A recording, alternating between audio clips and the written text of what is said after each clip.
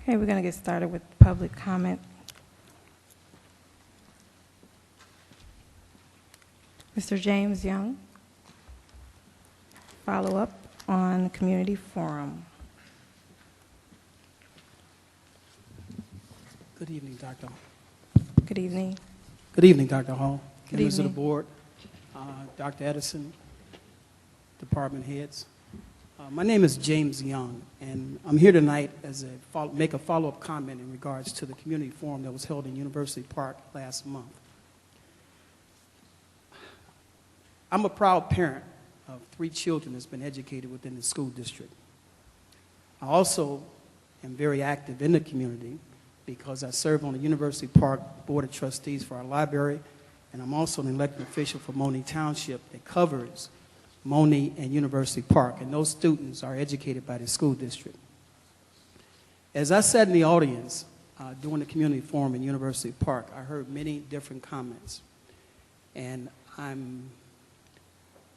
became aware of all the issues that the school district was facing. But one of the things that stood out most to me was the need that was expressed by a parent for academic support in terms of tutoring for her child.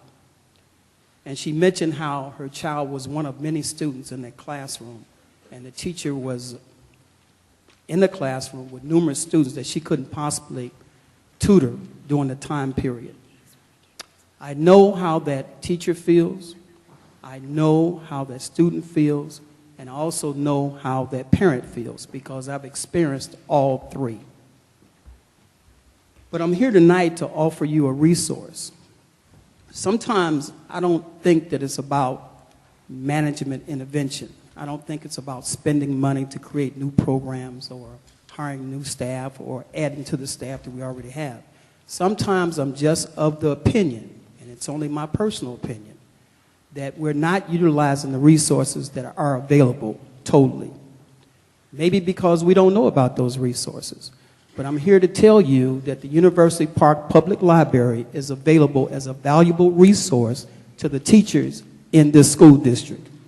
I left some brochures, and I think I brought enough for every board member.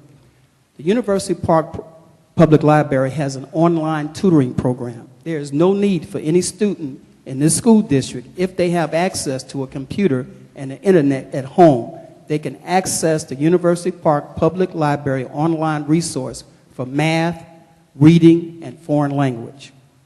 All you need is your library card, and you can get online and access that program 24/7. In fact, if there's any student in the South Suburban metropolitan area that has a library card, we can get them online.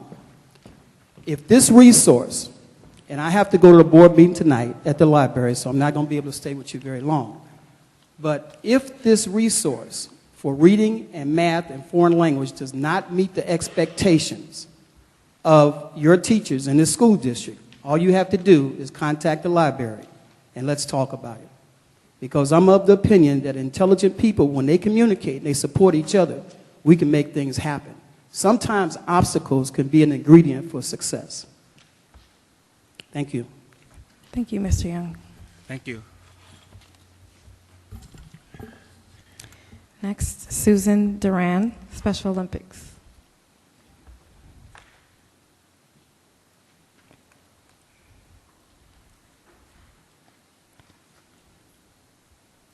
Thank you, Dr. Hall and board members. This weekend I went to the Special Olympics at ISU to see our athletes. And before I speak, I would like to read what the mission statement is for Special Olympics.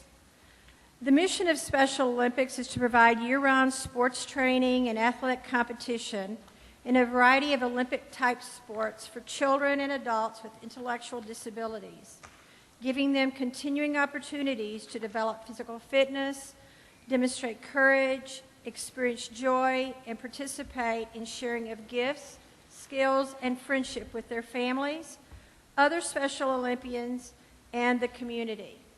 As I said earlier, I had the privilege of attending the state competition this past weekend at ISU, and I can tell you that the mission of Special Olympics is alive and well.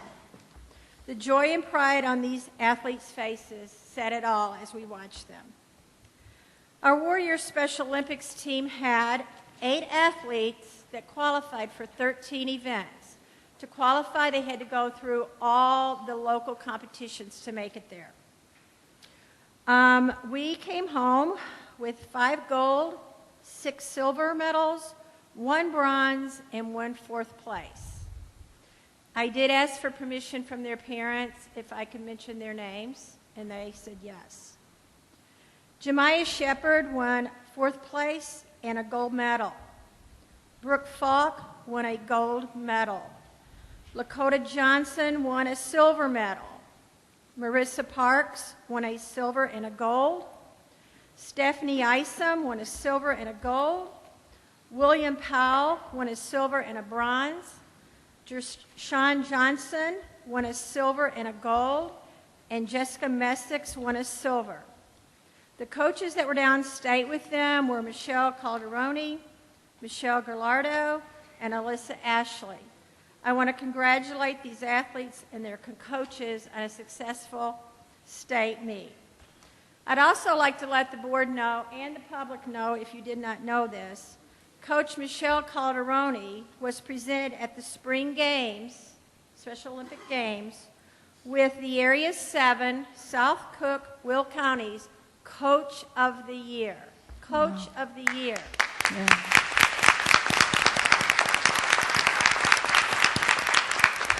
What a tribute to her dedication and hard work for Special Olympics. For any of you who know me, I'm an avid sports fan and have followed Warrior sports for many years as both of my children went through the Crete Monee School District K-12. I've never been prouder to be a Warrior fan than I was last weekend. Thank you for the memories, Special Olympians. Whew. And you also know I'm emotional. In closing, a little bit different topic. I would like to say thank you to Dr. Edison, Mr. Gruce, and Mr. Elrod for all your years of service to our district. As a teacher and a parent, we appreciate everything that you've done, and we wish you luck as you move forward. And Mr. Elrod, I hope whatever you do in retirement, you don't have to do any more FOIAs.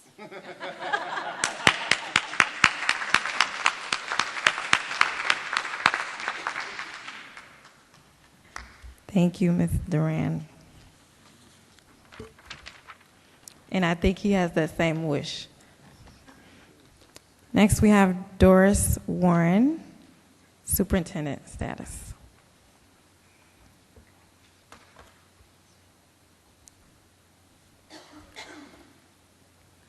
Good evening. Good evening. It's my understanding that there's been some issues that emerged with the superintendent candidate. I guess there's a lot of rumors flying, and I understand that you're now on the reevaluation, so I'd like to know what the status is, because it looks like that fell through. What was your last statement? It looks like... Looks like that hiring fell through. That's what I've been led to believe. If that's wrong, correct me. Okay, the board will be making a formal statement regarding the superintendent at the end of public comment. Okay. Thank you. Renelle Walls.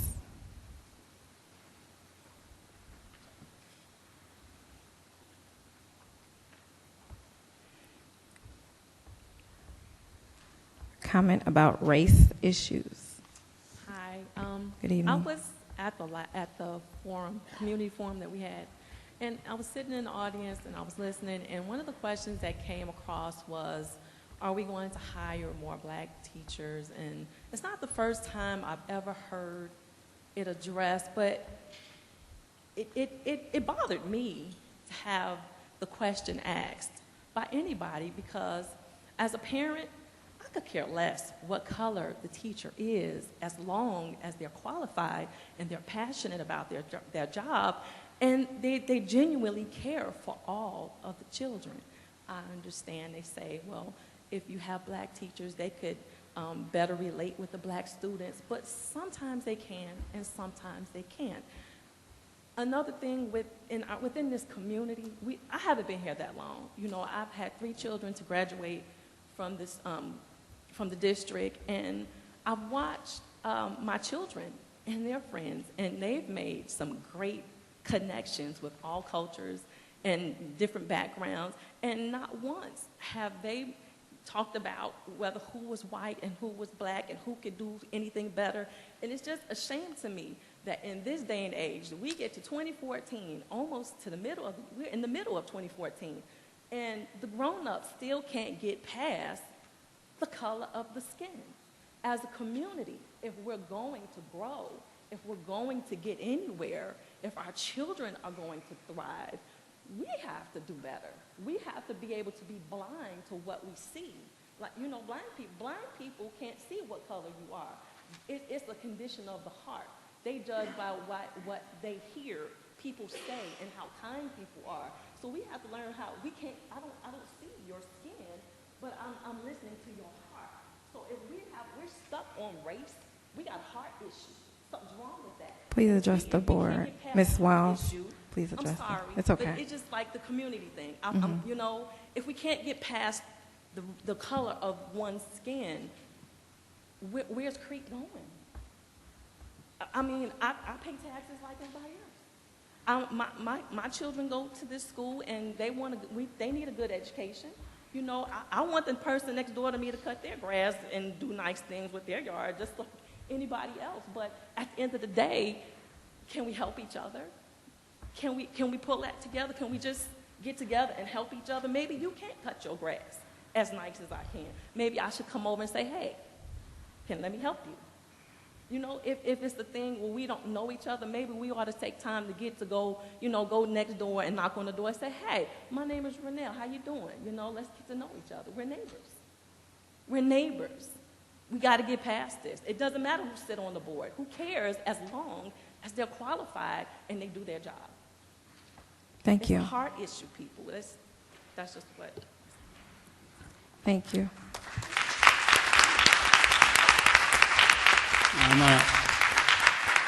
I'm going to make a comment to you, ma'am, about your comments. I agree with you totally. We need the best qualified people to teach our children, and we should all be colorblind to it. I live in an interracial family, in an interracial marriage, and it makes no difference whatsoever. We have the same issues that everybody has, and I want to see the absolute best for our children, bar none. And I don't care if they're polka dots. It doesn't matter. Mrs. Heidi Gonzalez, Economic Development.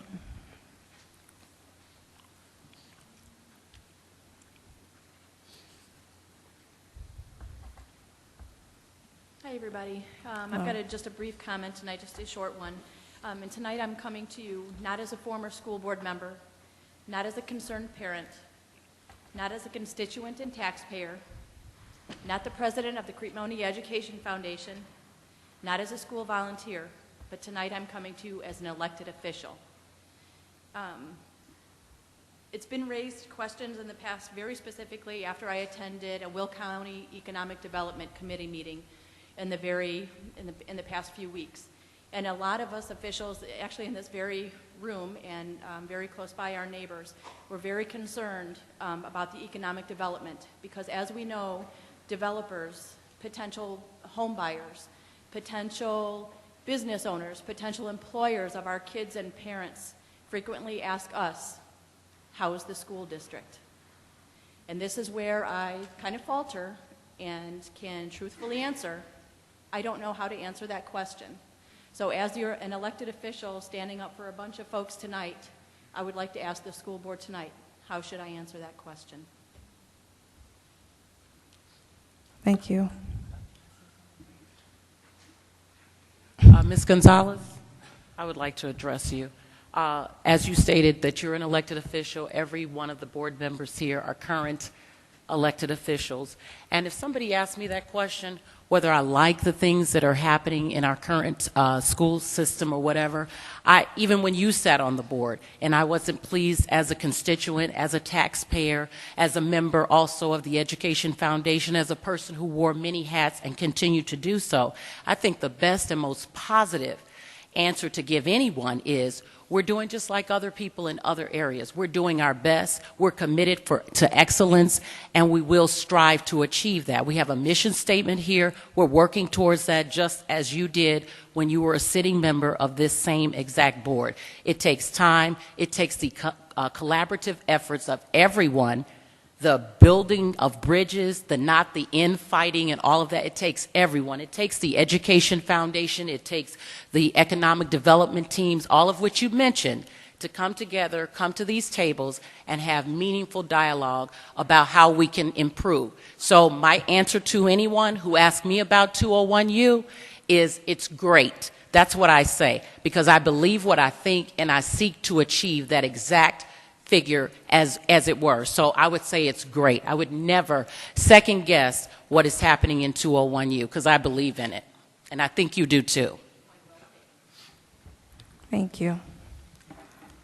Next, Laverne Hardison.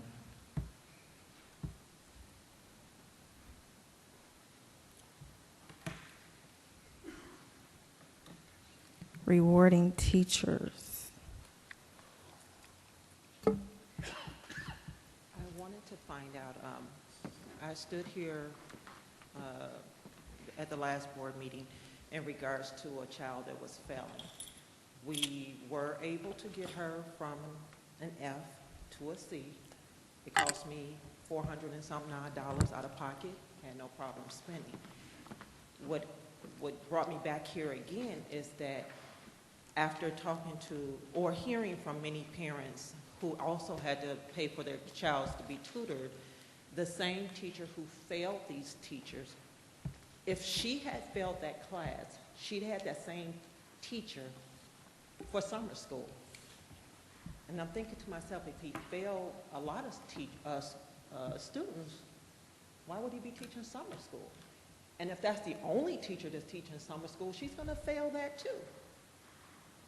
So I don't know how that works. If they're failing if the bulk of the kids are failing in their class and they go on to teach summer school, what happens to the kid?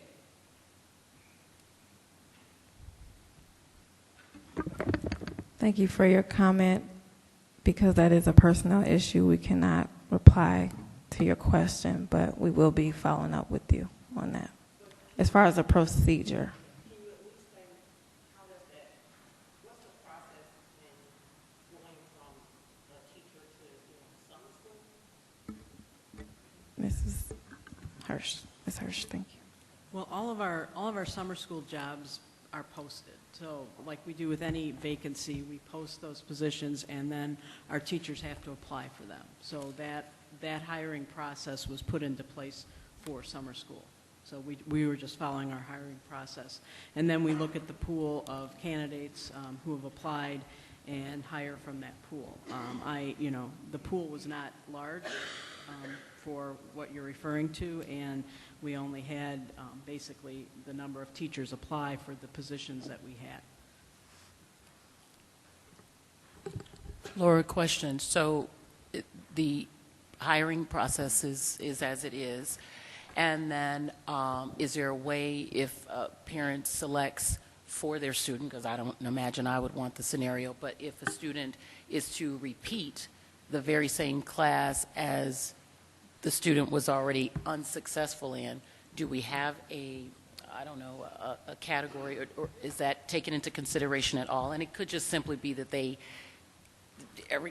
ratio or the teacher ratio or just that combination is not a good combination. So do we even look to see if you've already had this teacher and you can be outplaced in another scenario, or another teaching scenario, or even outside of our district as far as summer school is concerned? Well, in this particular case, because I know we're not trying to talk about specifics here. No. The placement of teachers for our courses was looked at in terms of just this situation where students had not passed a course and we put another teacher in that particular course. Students can always go to surrounding districts for summer school if they are accepting out-of-district students, but that's not something that we control or we subsidize. So, when we're able to offer it here, we do, and we try and offer it at a reasonable cost to our parents, and we staff it in the best way that we can. We have not had, and I'm going to assume, we're talking high school, summer school. We've had that running now for about 4 years, and we've been fortunate recently to have some grant funds that are helping us pay for that. In the past, it had been self-funded, and we had we didn't get enough students to register so that we could support the cost of the instructor, and we had to cancel and refund, and then parents would look for other options, such as other surrounding school districts. But this year, because we have some dollars to support it, we're able to run the program using our grant money. And let me touch on, because it seems like there is an issue as far as with specific teacher. And just to clarify, if anyone has issues with teachers, the first step is to, of course, bring the issue to the attention of the teacher. If you do not reach a resolve, then to contact the teacher's supervisor, which would be the principal in that case. Then at that point, if there is no resolve and you've worked with the teacher as well as the principal, Ms. Hirsch is our assistant superintendent of curriculum. The only way we can make situations better is if we are knowledgeable of what is going on. So we fully encourage parents to speak up, bring issues to the attention of those that it needs to be brought to, because if we don't know, then we cannot improve and we cannot address situations. We have great teachers in our district, and we hold them to high standards, and I'm sure that they want to be held to high standards. So the best way to do that is that if everyone is working together and we are constantly aware of the issues that are going on. So bringing those to the attention of those that they need to be brought to.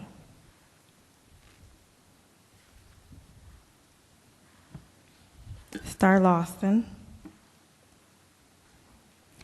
Unity in the Community and the Community Forum.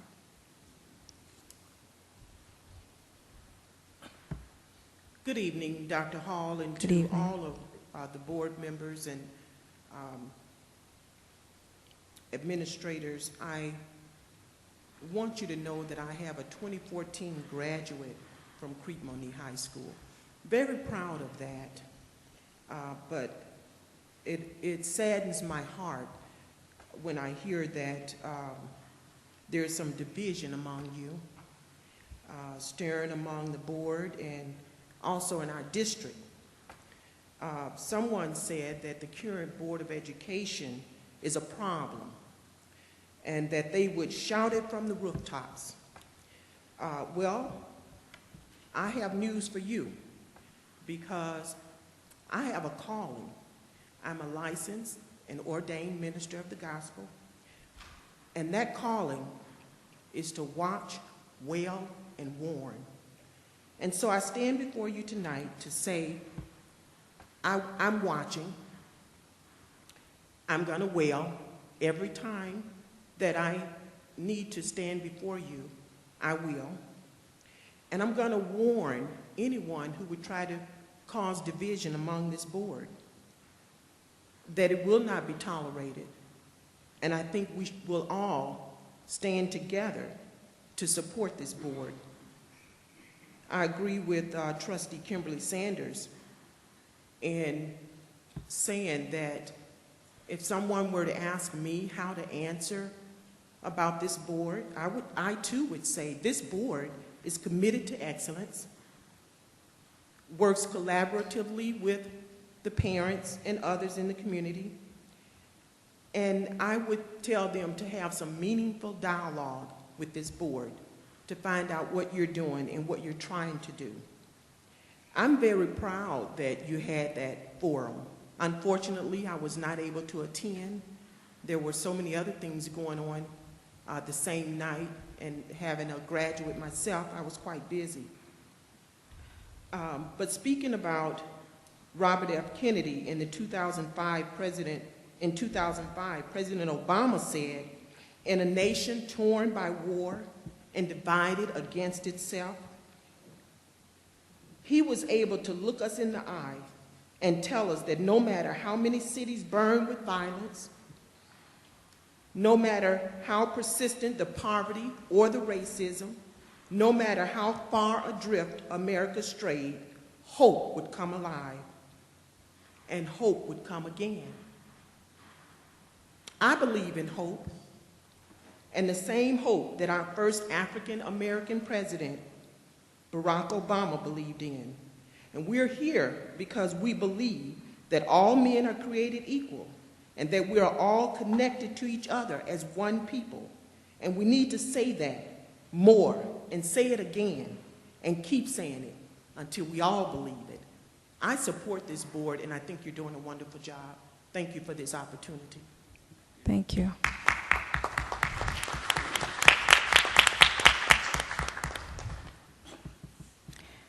David Sevier, Administration.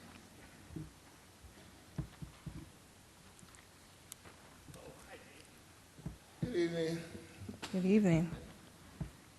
Wow. I'm just looking like this will be the last that I get to see this board like this. It's a little different this time. We're not replacing the elected officials this time. We're actually seeing the administrators move on. So, George, I wish you very well in your retirement. I want to personally thank you for the years that you put in with me sitting up there on the board and what you've done for this district over the years that you've been here. So I do want to say thank you. Bob Ross, it has been a pleasure having you around. Truly, finance person myself, do understand what you do go through and do really appreciate the effort that you put forth for the district. I wish you the best of luck in your new endeavor as well. And Dr. Ellis, of all the people, you should be still in that chair now. Anyway, I wish you well in your next endeavor as well. It's just funny that we're losing so many administrators at one time, but I do have confidence in this board that you will make the right decisions and continue to move this district in the right direction. So thanks and good luck to all. Thank you.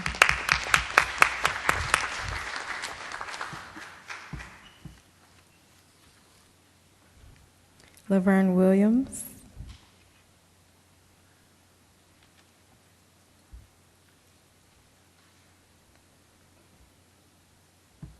The consent decree.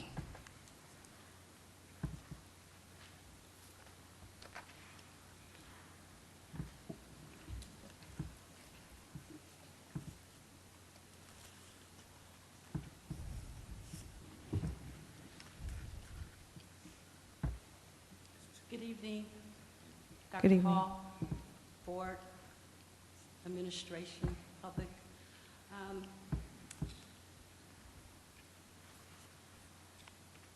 I'm sorry to hear that you three are leaving. I wish you also the best of luck. My question is about the decree. I was here a couple months ago, and I kind of heard that mentioned, and I just needed more information, if you have the time, on the decree that was filed with the district or with the government in regards to whatever was going wrong. I don't have it, I've not read it. So against University Park, Monee Township, Crete Monee, against the board 201U. What is that, and why was that important, and why is it important now, if you can answer? And I'll do my further research if need be. Thank you. The one Then, thing we can provide for you is the consent decree. It can be sent to you. So if you want to review it, you can review it for sure. It's public information. Should I go online, or? I can email it to you. Anybody can email it to you. Okay, but is that important to us as a board, or is it important? It's important to our history and to the community, of course. But I think it is important to review it and consume the information. I don't know if anybody can speak to it. It is pretty lengthy, but it is worth reviewing as an individual. I had to consume it, and I think it's very important and valuable information. We have recently talked, at least Dr. Hall and I have talked about the consent decree, because when I've read it a couple different times, and some of it just doesn't make sense to me. I don't understand. It's so old that some of the things that were put in effect, the buildings aren't even here, and the population is different, et cetera. And I have requested through Dr. Hall that we sit with our attorneys and have them go over it line by line, because it does come up often, and we can't do this, or we can do this, or we shouldn't do this because of this decree. And I don't think anybody fully understands it, and I surely don't. And I'm sitting here trying to make these decisions as one of your elected officials, and I would like to take the hour, whatever it takes, for our attorneys to sit down and we all understand it and we're all on the same page, and what is in effect, what is no longer in effect, what has been changed or modified, whatever, because there has been a couple of different amendments like to it that I've read, and I'm still confused. So I'm hoping that we can get you a better answer and get you an official answer from our attorneys on what it is. And with that, just tell us, after you review it, can you put it online and we can all look I at would hope the so. outcomes? I don't see why we couldn't. It's a public document. It is a public document. Mr. Elrod is probably the only sitting person here that was here when that went into play. I'll be totally Tom honest also. with you. I'm sorry, Tom. It's a conversation that begs discussion, not in a forum such as this, because there's a lot that goes with it. It's not something you can explain in a 3 or 4 minute format. I'll be honest with you. I've been around since 1992. I do have knowledge thereof, as well as some other people who are in the audience that were around and were a part of that. But it's not something that it begs a sit down, a closer examination of the document, and look at the broad strokes of the document in terms of what it does bear. A vast majority of it has to do with boundaries that are fixed in place, period, that cannot be augmented in any way, form, or fashion without going back before the court. That's the nutshell of it. And that's as much as I can tell you in terms of at least giving you some idea of the fact that it's still alive and well to that extent. And there's some other pieces that go with it that are still alive and well. And it will be, it's a public document, and as Mr. Torre has stated, it can be put up on the web for all to see. And I think that probably it'd be a good idea, if I could recommend to the board, that our attorneys who were involved back then, that there be maybe another a cafe or a forum whereby they can address that and the public can hear. Okay. That would be my recommendation. All right, and as the young lady spoke before, with the expansion of the township, of the communities expanding further out, how will that also affect the boundaries, just for consideration too? That's a good question. I think that would be one that would certainly be worthy to bring forward to a forum type of a network and allow those who were involved legally to address those. But again, keep in mind, the community can grow exponentially.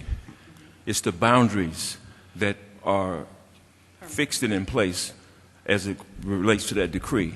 Until such time, there is an effort afoot that will go back before the court. The court is the only ones that can change that. Okay? All right. And just real quick, just pretty much the meat of that decree had a lot to do with a conscious effort which violated the 1965 Voters' Right Act. That drove a big portion of that decree. So whatever we do, that right cannot be violated. Just giving you just some inside information. That was pretty much a lot of that decree had to do with that 1965 Voters' Right Act. And basically fairness, and what was deemed unfair at the time. And a judge decided that that was true. So it is. It's very intricate, a lot of detailing with it, and the board is actually seeking more knowledge on that. That would be great if you all could share it with us and let us also get insight and learn with you. Thank you. Thank you.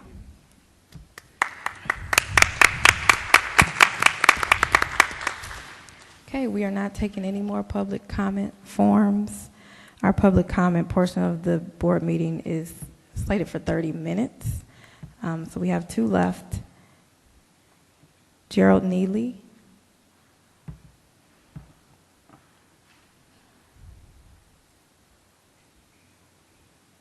School and University Park.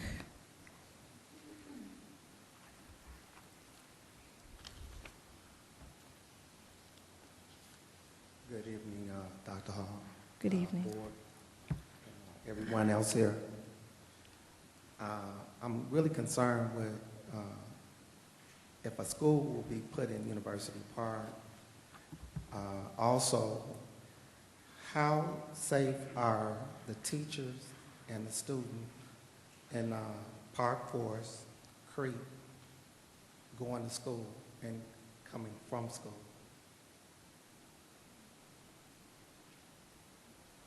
Your first question was about a school in University Park. Can you elaborate?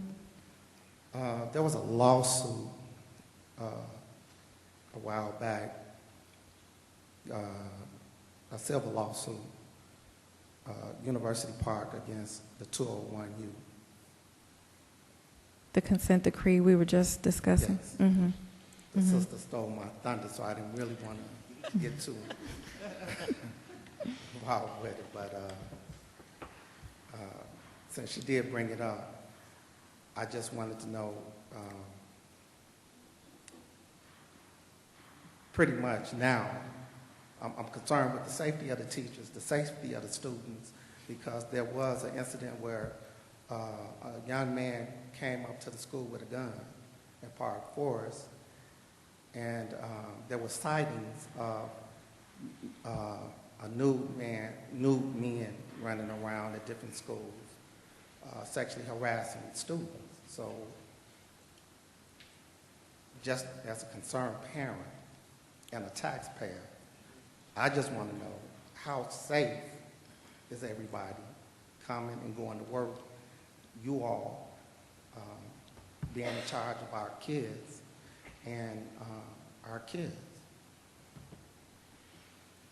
As far as the incident that was, I believe you're referring to about last week or the week before at Talala School.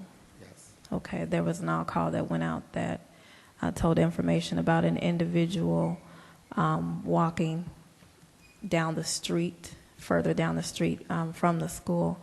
A bus driver, as she was leaving the school and driving down that street, reported that she had seen a male who was walking, and it appeared that he had a gun in his hand. That's the incident you were referring Yes.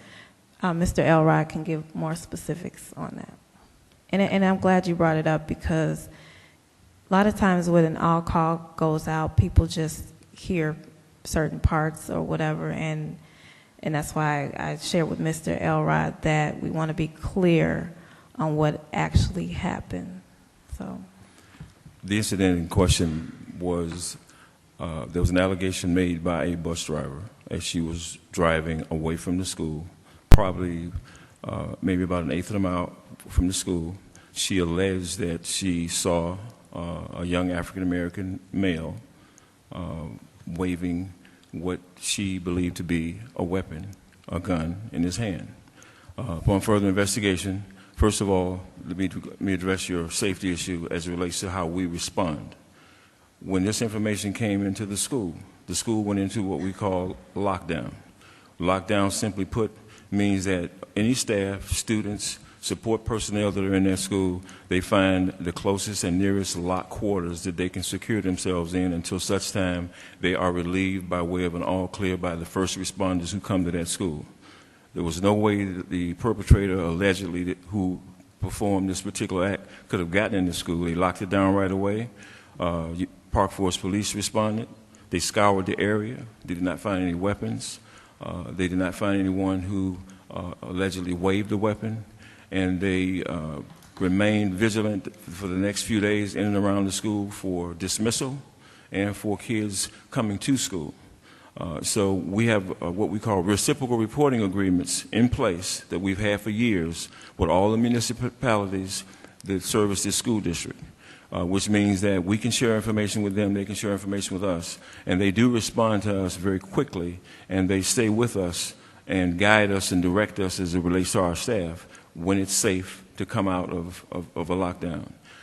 They did a thorough investigation of the matter. They never, like I said, found a gun, and the individual who allegedly did this was never brought to bear. As a follow-up, we always send out to the entire school district whenever there's acts or potential acts of violence, alleged or factual, a school messenger to every one of our patrons, letting them know exactly what occurred and exactly how we responded. Does that help? Yes. Thank you. And just another thing real quick is, the board, we did see issues with certain buildings that did not have provisions that would stop potential perpetrators from entering into our buildings with an extra security door. So I believe tonight we're going to vote on to receive a grant to take care of one of the buildings, which is Talala, to put an extra type of security door on one side of the vestibule. So we are looking at things such as that to address those issues. Okay? Okay, thank you. Thank you. Last, we have Will Butler, mandated CPR.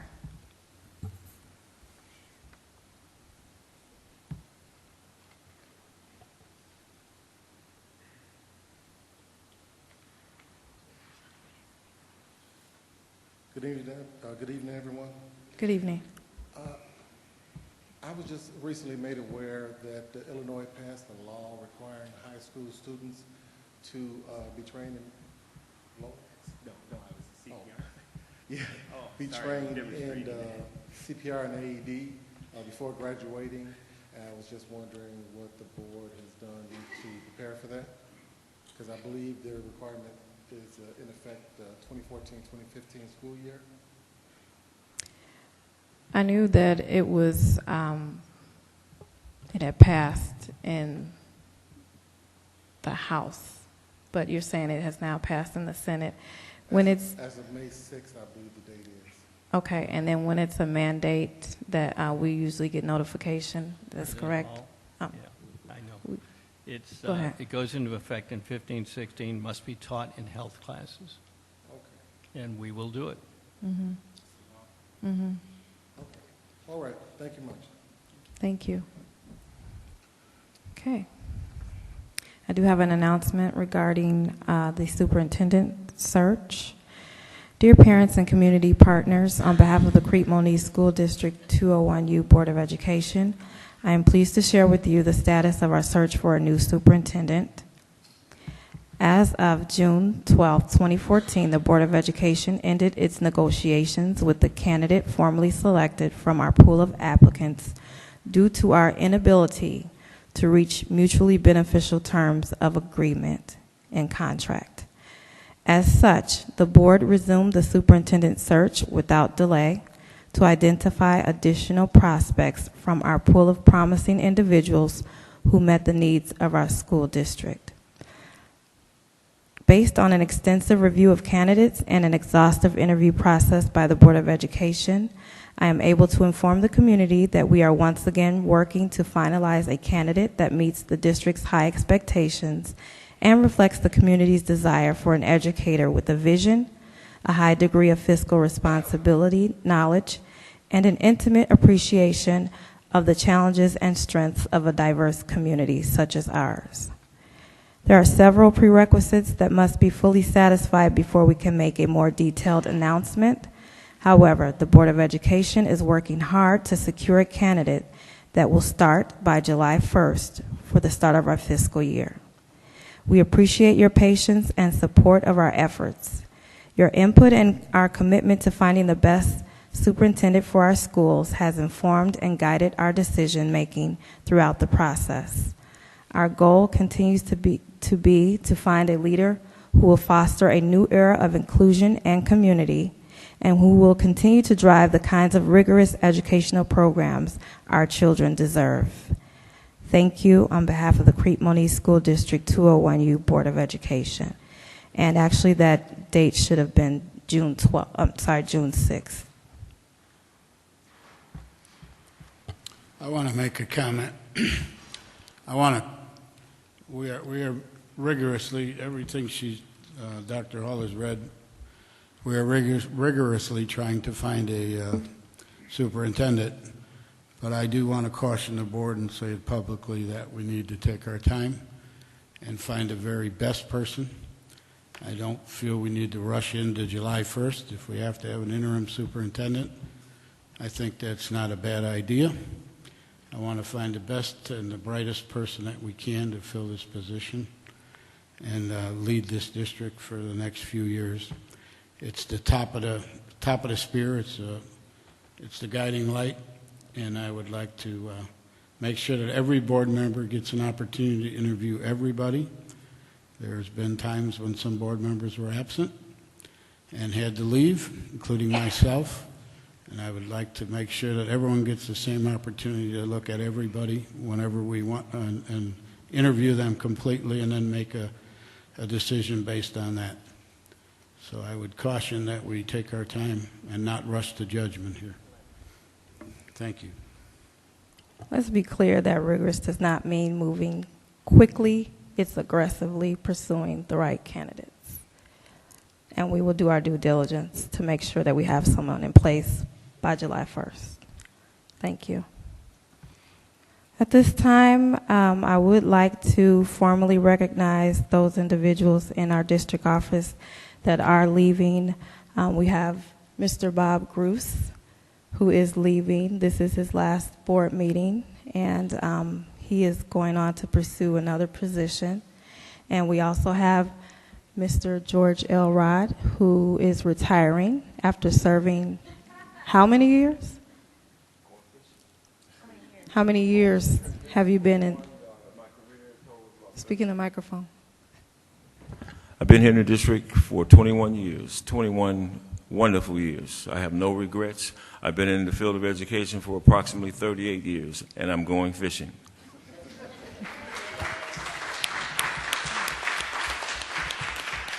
I have the boat, George. Thank you for all of your years of service. You had my children. I believe you had a lot of our children.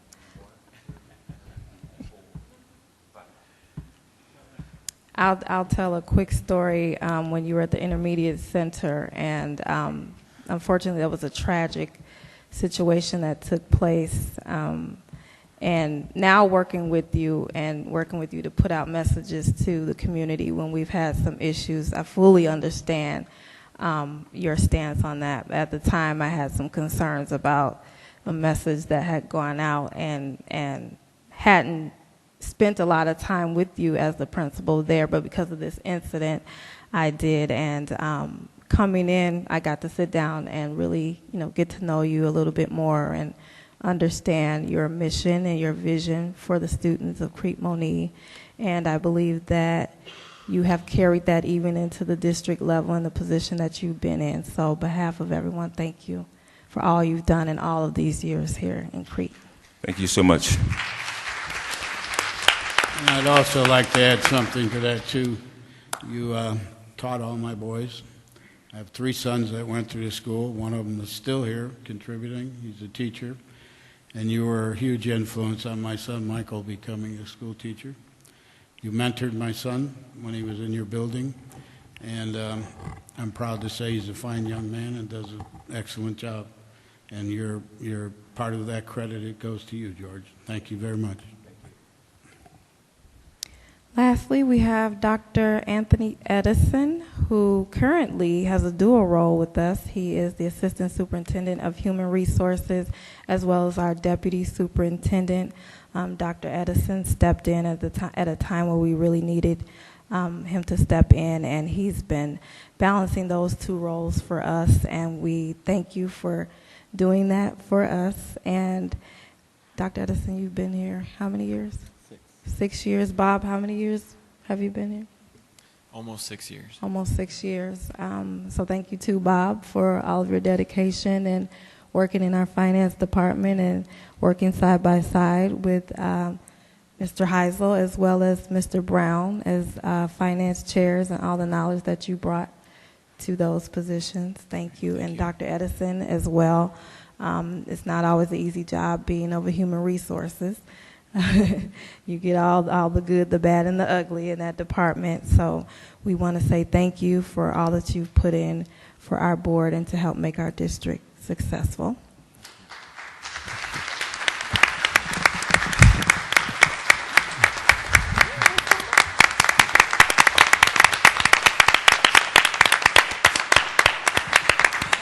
If I can just squeeze in a minute, I just echo all of those remarks, positive remarks for George and Dr. Edison and Bob. You know, George did teach a couple of my kids, my son, who I thought wasn't going to graduate or go from the 6th grade to the 8th grade, but he made it through. He's a commercial pilot right now. And Dr. Edison, he hate for me to tell this story. He taught my daughter over 27 years ago. And she's a professional entertainer / actuary, and the community may get a chance to see her entertain. I'll be putting out some flyers over the next couple of weeks to see her perform in the community. So thank you, Dr. Edison. And last but not least, Bob, yeah, you and I, we really got a bond over the last year. You know, I was nitpicking you when I first came on the board. They called me the dollar man. You know, the decimal man. So Bob, you know, I really appreciate all the hard rigor that you put into the district regarding finance and other things. So I might be calling you up, so leave your number. Thank you, guys. Ms. Sanders. Okay, Mr. Elrod, a.k.a. Dr. Elrod. I made him a doctor regardless. Indeed, you had my oldest son, and what was it, CMIC back then? And my husband and I both I extend his congratulations to you for the hard work you did in that area, your collaborative spirit at that time. And I probably, like Dr. Hall, remember he was pretty stern coming in the buildings at the time, and I thought, who is this guy? He's all, hi, this is Mr. George. I mean, just so intimidating, but yet at the same time, very embracing. And I definitely have a great respect for you as it relates to being a great example. I'm a mother of 3 sons, so to have a prominent gentleman, particularly in schools, aside from their wonderful dad, is a great experience to have undergone under your tutelage in the district. So I thank you for your years of service, and I wish you the best. Dr. Edison, good. Dr. Edison, 5 years that I've served, nitpicked, as Mr. Brown has said, and just question after question, Dr. Edison has accused me of sticking my heels into the sand and asking questions, and I'm quite proud of that, Dr. Edison, because at the end of the day, questions unasked go unanswered. So I thank you for your patience in that process and wish you well in your next endeavors. Same thing with you, Bob. I asked Bob, is this the right amount? Is it the right figure? And if it's not, let's do it again, because at the end of the day, my decisions are based on your good math skills. So I just want to thank you. I do credit Bob for his ability to, we board members go to our regular 9-to-5 jobs, and I am not an actuary or a finance major. I'm a communications person. And so people who are skilled in certain things, you look to them for their skill and finesse. And I like that Bob never made me feel like you're not a finance major, but here, let me explain to you exactly what we're looking at. And I always tell people, you don't talk to people, you bring it down to the level that they can explain, understand it, because he can say all day and night, here it is. If I don't understand it, I may not vote for it. So at the end of the day, I respect you, appreciate the hard work and the effort in what you've done to really make our jobs a lot easier, especially as it relates to finance. Thumbs up, buddy. Good luck. Yeah, I'm going to start at the other end. All right? Is that all right with you? I'm going to start at the other end. You sure? Now, Bob's an EIU guy, see? So I was glad to see him when he walked through the door, you know. And he comes from part of Illinois that I understand really well, but it's been a good time with you. And we've had a lot of fun, and I wish you all the luck in the world in the next one. Tony, I've come to really appreciate you over the last few years. He's been around almost as long as I have, not quite. But I'm glad to see you've got that superintendency, and I wish you all the luck in the world, you know, because that seat's always hot. I've noticed. George and I go back a long way, from running down 80 to Starved Rock. Yeah, that was a real interesting one. You know, you don't want to, no, I can't tell you that story. But from Starved Rock to tonight, it's been a fun ride. Yeah, it is. And I think you ought to stick around a couple of more years, though, to at least hit my record. You know, you see, and when you do go fishing, be sure you put a hook on the rope. You know, yeah, you can put a hook in me. But I'm going to miss all three of you. I've just enjoyed it. You're all professionals. You've done a heck of a job, and I think it's amazing. And I think in the same thing goes for all three of you. Even though Bob works in the central office with the finance, Tony's in central office with dealing with personnel and the issues of the district, and George is all over the place. You've had a huge impact on children, and I think that is the absolute greatest thing on earth. So I want to say congratulations to George, and the best of luck to you guys. Congratulations. Just like to say that I appreciate you guys and all the work that you all have done in the community and in the district over the last few years. And I have not had the opportunity to work with you guys as long as most people on the board, but my time with you has been just unbelievable. Just your work ethic and the things that you guys accomplish, and your heart for the district and for the children. And I just want to say that I truly appreciate you all for all of your work, seriously. Bob, you're the only one I think I haven't had the opportunity to actually go out to lunch with, so I guess we got to hurry up and try to remedy that before the 30th. But also for Mr. Elrod, you probably don't really realize this, but you helped me keep from having a prison ministry, because before I became a board member, I was a parent calling you complaining about how I wanted to choke a school bus driver for going off on my son. And he kind of calmed me down and talked me down, and I appreciate that, because I'm sitting here now because of you. So, so I just want to say thank you so much for your work, for your knowledge about so many different things. I really, truly appreciate you. And for all of you guys, I just wish you the best, and I will be praying for you. Thank you. Dr. Hall. Yes. May I, just for a couple minutes? First of all, I want to thank the board, as well as previous boards that I've served, for the leadership roles they play, the difficult jobs, the difficult things that they have to incur. I appreciate all the kind comments and the sentiments. I've appreciated growing and being allowed to grow in a situation where I've had my kids grew up in the school district. So I appreciate everything you've said. But what I want to say to the public, and what I want to say to literally thousands of young people that have, get this, groaned at me. It's never been about me. It's been about our kids. It's been about parents who I've worked with over the years who struggle with their kids. I've said this when I retired. This was not a vocation for me. This was my calling.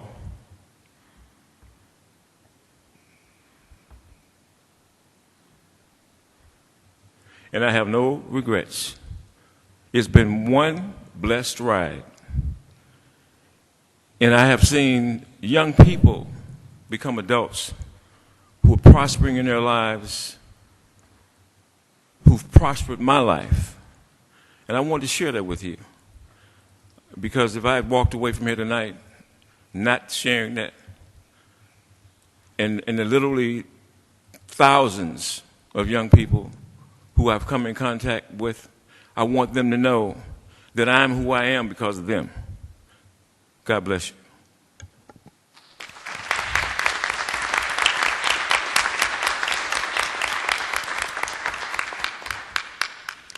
Again, on behalf of the Crete Monee Board of Education, we want to thank all three of you for your time well served, and we do wish you all the best in your retirement, in your new position as superintendent, and to your new position as well, Bob. Thank you. Did you have anything you wanted to say? Or? Oh, you have. Okay. We do have a $5 gift certificate for each and every one of you at Burger King. We're in a budget deficit. Cheeseburger and fry off the dollar menu. I just want to say thank you to the board and to the district and the community for giving me the opportunity. I was a brand new business manager when I started back in fiscal year 2011, and it's hard to get that first chance, that first opportunity. You guys believed in me and gave me that opportunity, and I've really enjoyed all the years that I worked here, and I wish the best for the district moving on. Thank you. Yes, can we all take a picture in the front? And I do have some cards. Thank you.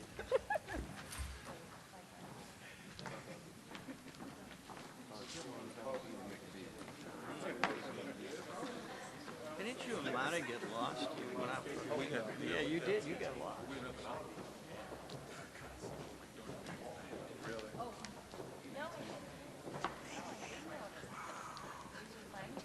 I was skinny with a big head. He still looked the same.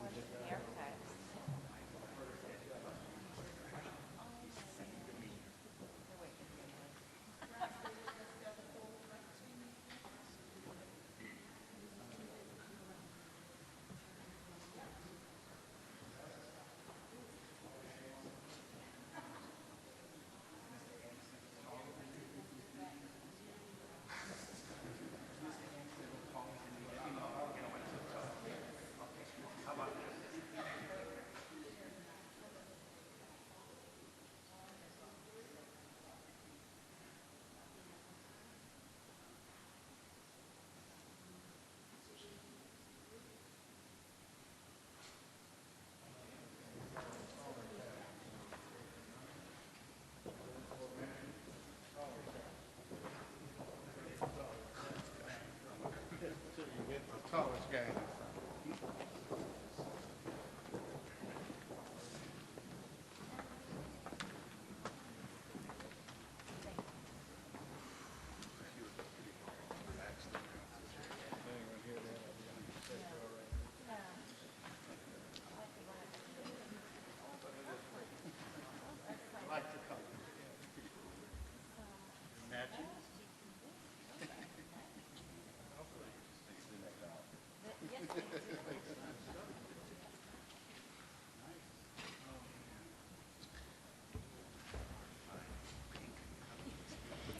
Okay, moving on. Around the district is our Crete Monee High School Spring Sports Recognition.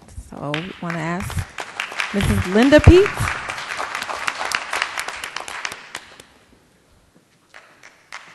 Thank you. Good evening. And good evening. My name is Linda Pete.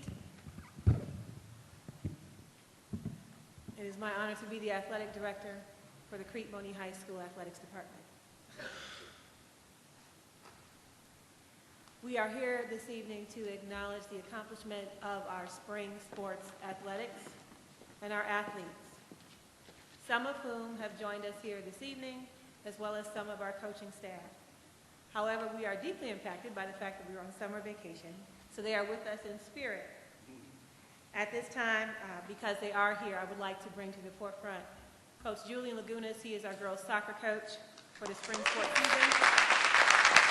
And Coach Brian O'Donnell, he is the coach of our boys track and field team.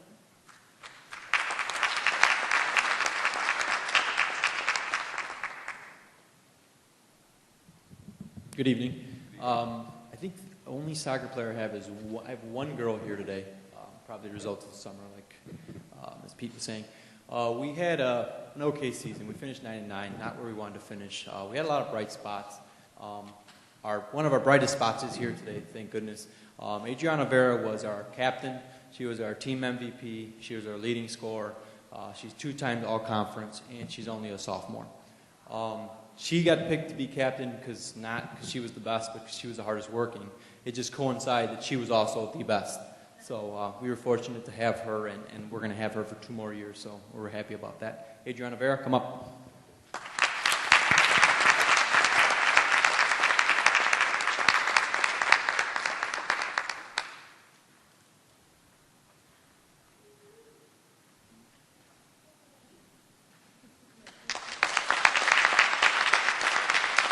Coach Brian O'Donnell.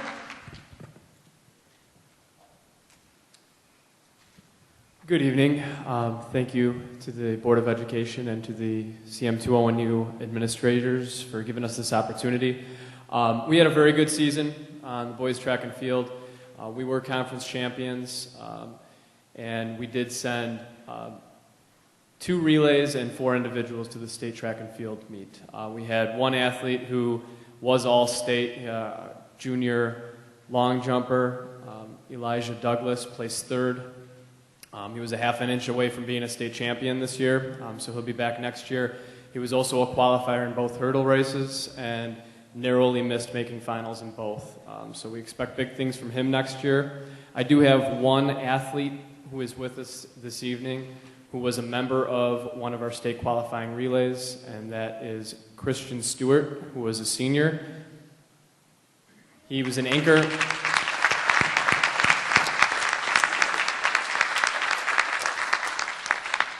Anchor member of our 4x400 meter relay team, which ran the 2nd fastest time in school history and very narrowly missed making finals. We were the first team out of finals. We took 10th in state this year. He was a big part of it. We are definitely going to miss him next year, Christian Stewart.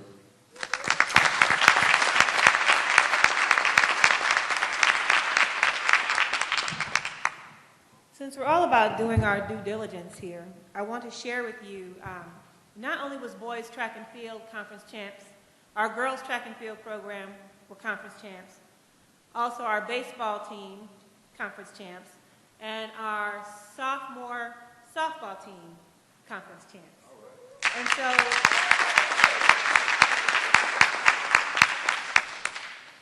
even though they're not here physically with us, I would like to share with you the names of those student athletes who managed to accomplish all conference ranking. It's not a very long list, but it is certainly a list that is worthy of sharing with you this evening. Michael Albee, track and field, all conference. Jermaine Eberhardt, track and field, all conference. Alyssa Barron, soccer, all conference. Ashley Bartlett, softball, all conference. Naja Breckenridge, track and field, all conference. Amanda Buzan, softball, all conference. Ashley Cockle, soccer, all conference. Phil Cruz, track and field, all conference. Latrice Daniels, track and field, all conference. Elijah Douglas, track and field, all conference. State qualifier, all state track and field. Simone Fears, track and field, all conference. Tania Foy, track and field, all conference. Jasmine Frenzel, softball, all conference. Brandon Hannigan, baseball, all conference, Southtown Star Player of the Week. Brandon Hickey, baseball, all conference. Ashley James, soccer, all conference. Ashley Kelly, track and field, all conference. Logan Kent, baseball, all conference. Abigail King, softball, all conference. Justin Kozinski, baseball, all conference. Taylor Lefevre, soccer, all conference. Denasha Magruder, track and field, all conference. General MacArthur, baseball, all conference. Laval McNulty, track and field, all conference. Niles Morgan, track and field, all conference, state qualifier. Quentin Nash, track and field, all conference, state qualifier. Bercio Berry, track and field, all conference. Chastity Powell, track and field, all conference. Sarah Rizzo, softball, all conference. Tara Simmons, track and field, state qualifier. Leah Scoffard, soccer, all conference. Lucretia Smith, track and field, all conference. Matt Sontag, baseball, all conference. Christian Stewart, track and field, state qualifier. Jawan Treadwell, track and field, all conference, state qualifier. Rafael Ballot, track and field, all conference, state qualifier.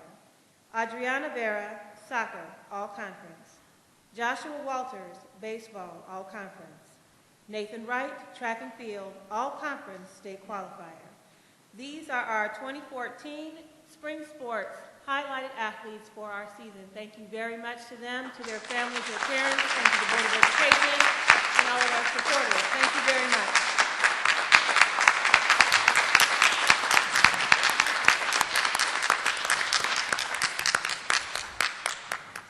I want to say something to the parents of all the athletes, anybody watching on video.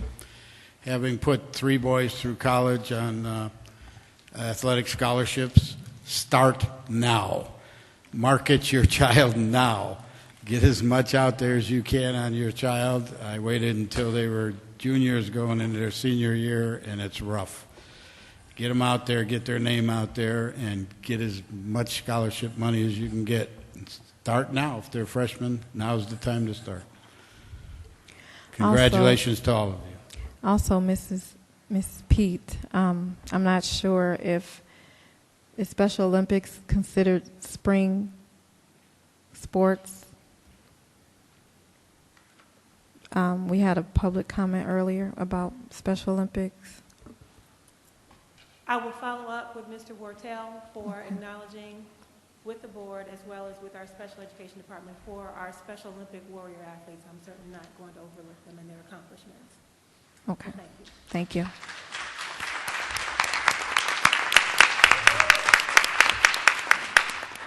Just to recap, I believe, Ms. Duran, you can correct me if I'm wrong. I think it was 5 golds, 6 silvers, 1 bronze, and 1 fourth place. You are correct. Okay, thank you.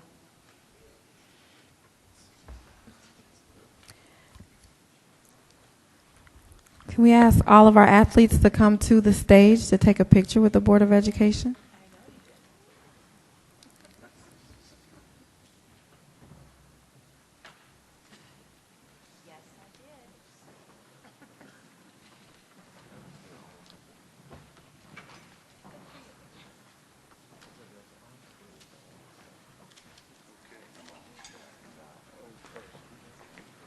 Old first time. That's right. I'm right behind you. I'm knocking on the door.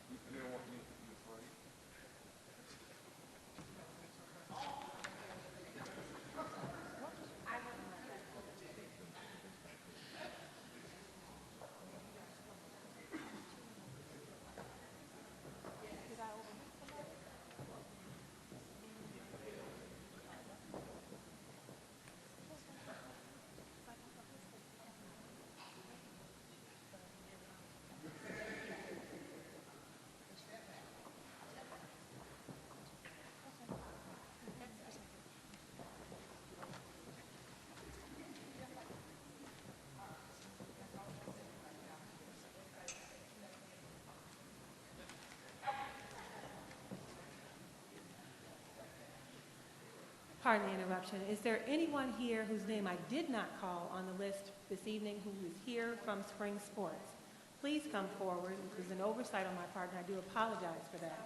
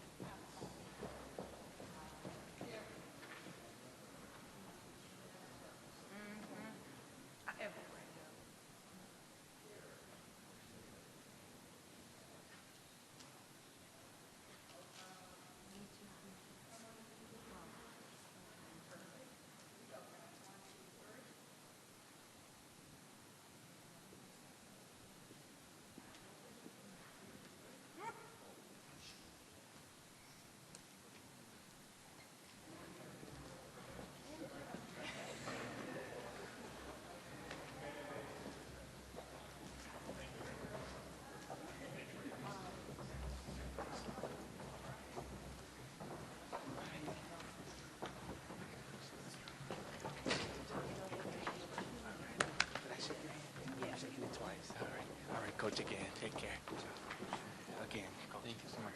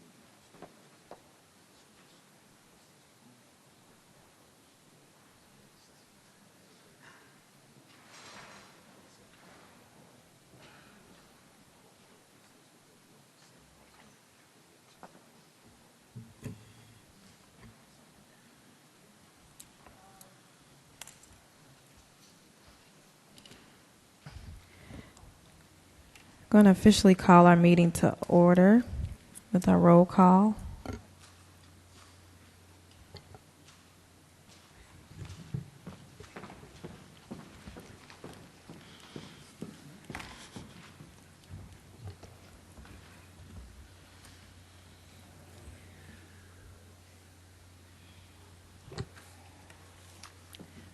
Okay, Mr. Ture. Let's see, there's Here. Mr. Ture.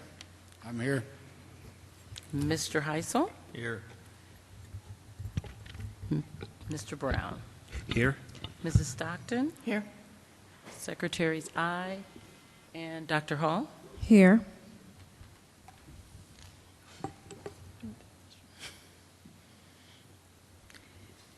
Please stand for the Pledge of Allegiance.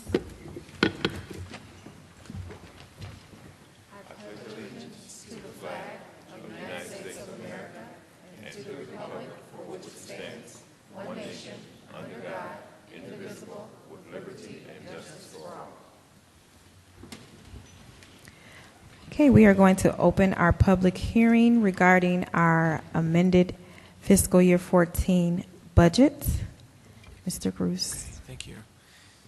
Each year, the board adopts the legal budget in September, so the legal budget for fiscal year 14, which will end in a couple weeks on June 30th, was adopted back in September 2013 at the September board meeting. And from each year, the board has the option to amend the legal budget at any time before June 30th if they want to make any updates. And I recommended to the board this year that we amend the budget to account for some different variances in revenue and expenses. And back at the May board meeting, the board approved the tentative amended budget. It's been on display for 30 days at central office and on our website. And we posted a notice 30 days ago regarding this public hearing. And essentially, the only changes in the budget are regarding the beginning total fund balances, are actually about $283,000 higher than what were listed in the original legal budget. Reason for that being, since this is an amended budget, we know our final balances from the previous year. Those balances are not known in September typically because the audit takes place in October. So we updated that since we had the actual data. Total revenue for the year is actually about $700,000 lower than budget. The reason for this being that various special education funding from the state was cut or prorated due to lack of funds at the state. Property tax collections, each year there's 2 levies that are included in each fiscal year. So one tax levy, you get half of last year's tax levy and half of this year's tax levy in the fiscal year. And typically it's a 50-50 split.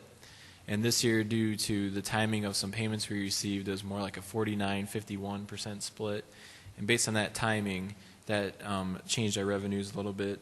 And then also total expenditures, even though revenue was about $700,000 lower, expenditures were about $500,000 lower.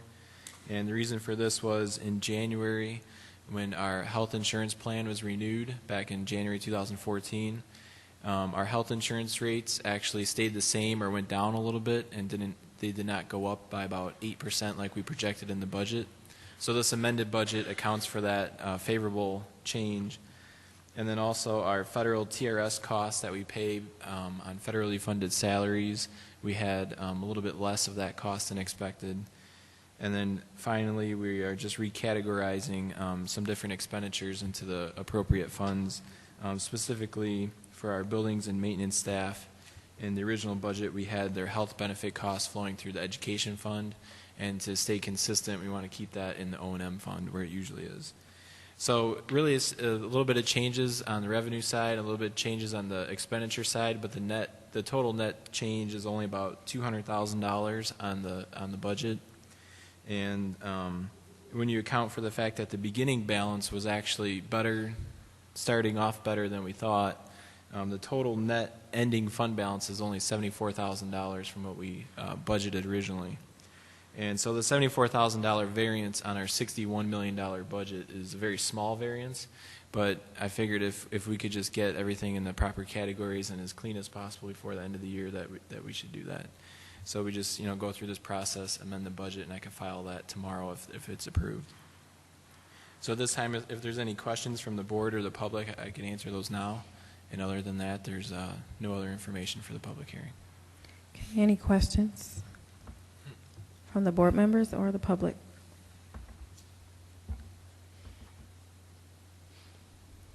Okay, at this time, we are closing the public hearing on the amended fiscal year 14 budgets.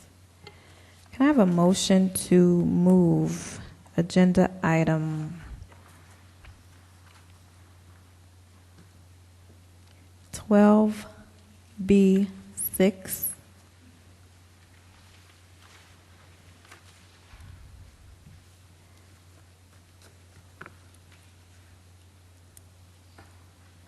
as item number 7A? So moved. Moved by Mrs. Second. Sanders, second by Mr. Heisel. All those in favor say aye. Aye. All those opposed say nay. Okay, Mr. Gruce, CMEA contract. Okay, the CMEA and the school district reached an agreement on June 11th, and CMEA met yesterday to ratify this agreement. And we have the details. A summary for the agreement was provided for the board, and tonight the board is to vote on the ratified agreement for the CMEA contract, which is for fiscal year 2014 and fiscal year 2015.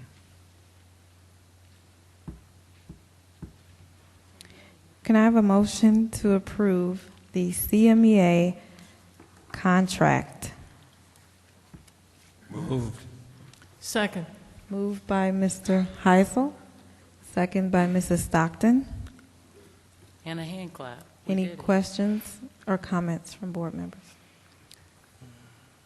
Comment only. And for those who thought we wouldn't ever make it to this point, I I can honestly say, again, as a person having sat here for many months, been in many buildings, hearing the thoughts, the opinions of many of the individuals, be it parents, be it taxpayers, be it teachers.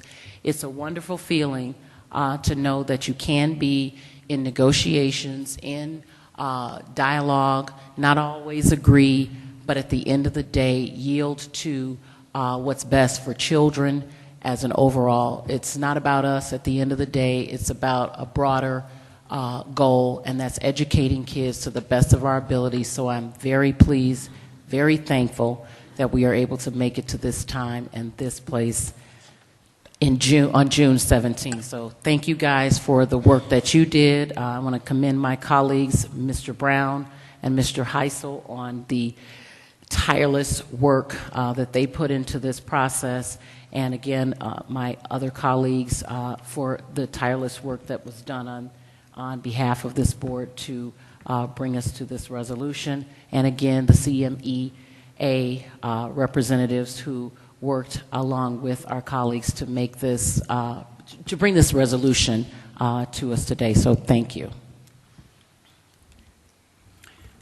And I would just like to say thank you, Board Member Sanders, as well, and just reach out to the CMEA president and all of the teachers, and just would like to move forward with a good relationship. And I know there were some very tense moments throughout the process, and it is just what I'm saying here as far as being a process.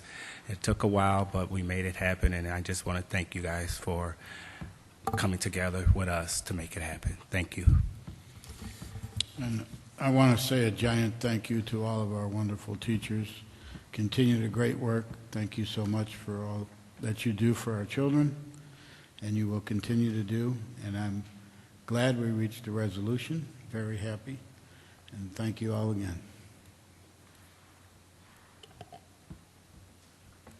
I'm going to save my comment to after we vote.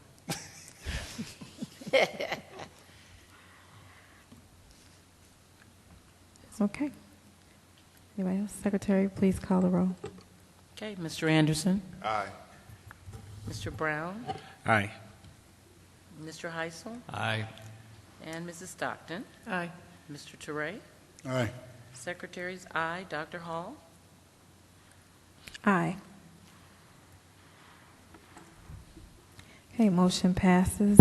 I'd also like to say thank you to all of you that were involved in this process. I know it required a lot of hours, a lot of laboring, a lot of discussion, a lot of eating, talking, and it can be very tedious, but it's all about the kids, and it's all about coming together and collaborating for what's best for the students. So thank you to our CMEA representatives as well as the board members who took on this task when some of us board members were in the store shopping.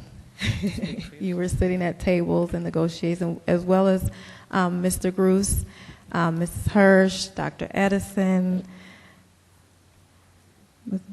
Mr. Franklin, Mr. Dugan. Okay.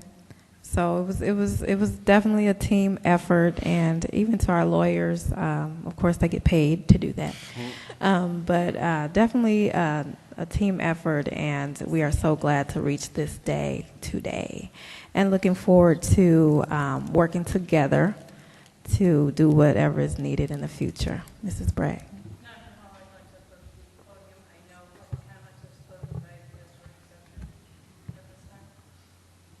Any She wants to come up and say a objection? few words on behalf Well, of the when have CMEA. we ever stopped you, Mary? Just come right on down. Come on, Mary, you're not sitting across the You're the table next this time. contestant on. The BOE is right.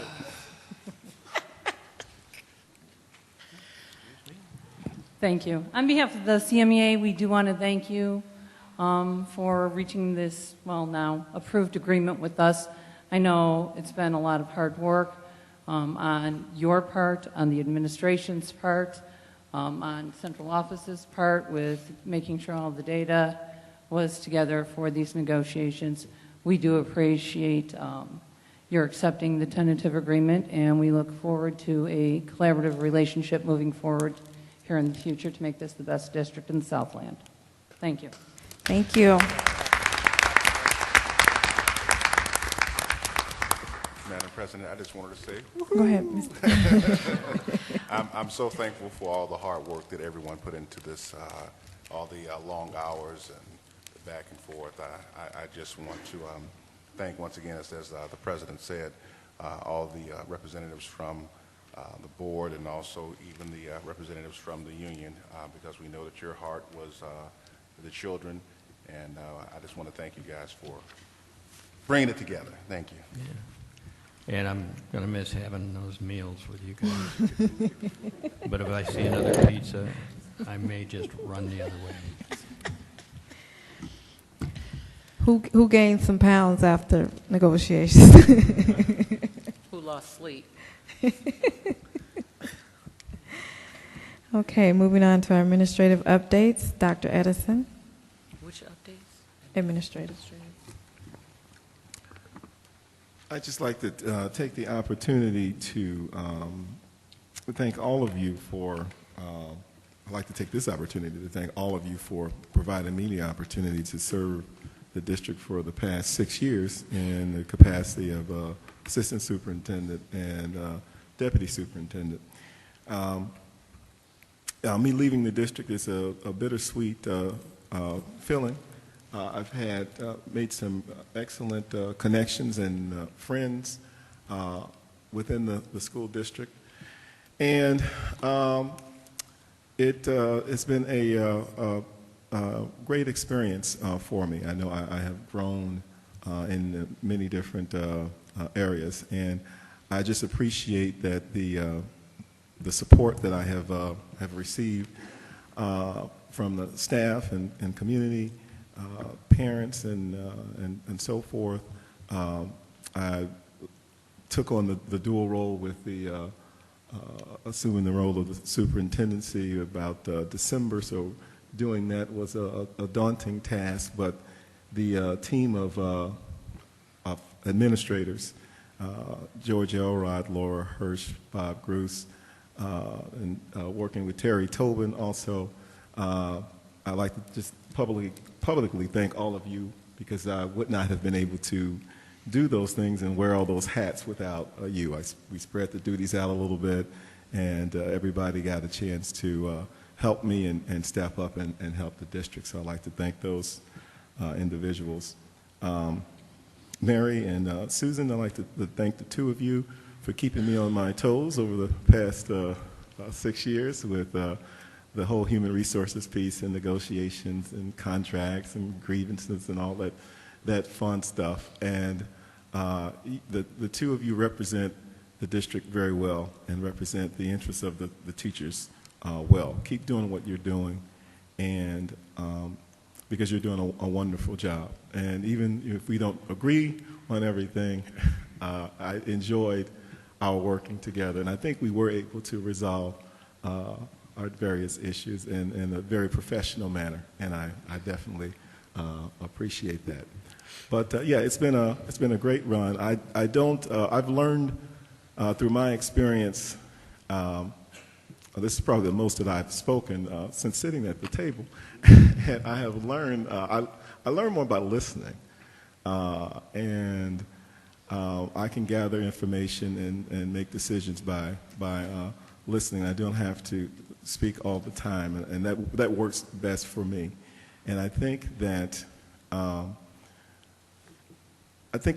it's important for everybody to understand that the roles that are played in the district, and specifically the roles that within central office, are very, very difficult. They're extremely difficult jobs. But as Mr. Elrod had said before, we do these things out of passion and out of a calling. We don't do them specifically. Who wants to put in 14, 15, 16-hour days? Most people don't, but we do it out of a passion and we do it out of a calling. And I think that's very, very important to recognize and to appreciate what what these offices and what we do. I don't think that it is acknowledged as much as it properly should be. But again, I appreciate everything that all of you have done for me and what you do for the district. I wish the district nothing but the best. I'm leaving the district, but I'm not gone completely. So I always will be around for communications or if I can help and serve the district in any way. But just wanted to take this opportunity to thank each and every one of you. Thank you. Thank you, Dr. Edison.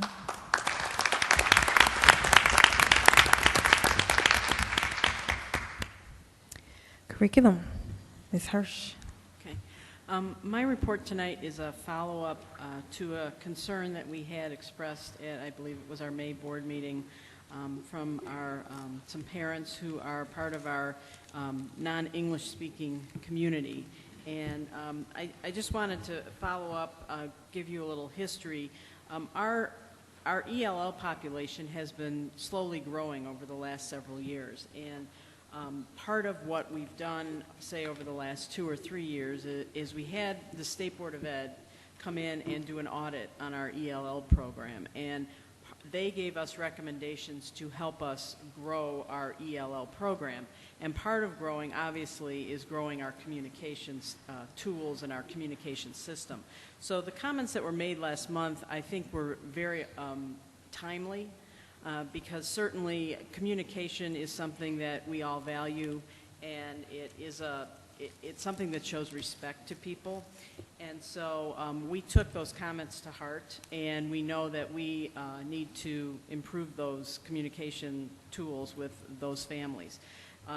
It's important to understand that communicating with families is not just one person's responsibility, it's a systems or an organizational issue. So Dr. Arasola and I met, and we talked about this in some detail.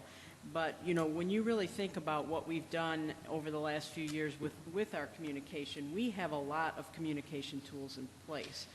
So I know, last night I had my phone call from Dr. Hall when I got home from dinner, and, even something as simple as, putting out a message about coming to a board meeting, that's a consideration we have to, take into account. So we talked about. And let me say about that, we did send that out in Spanish. There you go.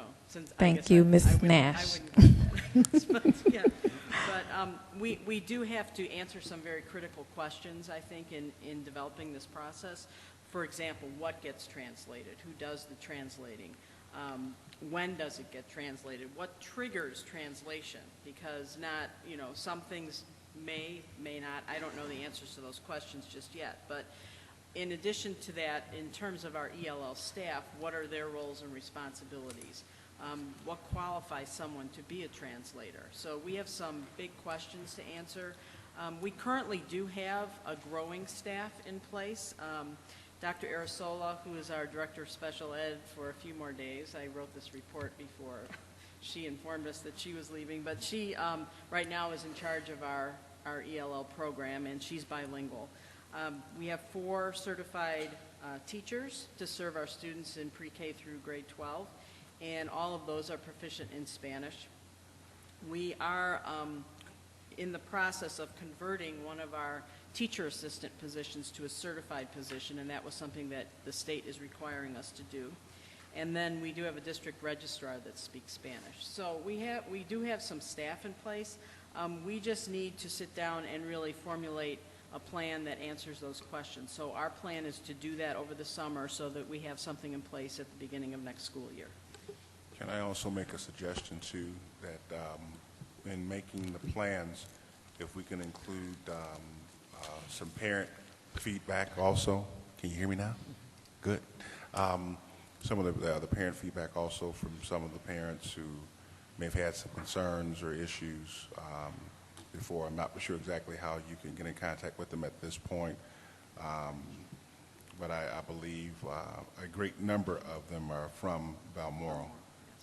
So I guess if you can find out how to get in contact with them, I think that would be even better to be able to include them in how to just make the plan even better than what it has been. I have a question, Laura. So the comment that we received last month seemed to suggests that there was one individual who was doing all of the communication.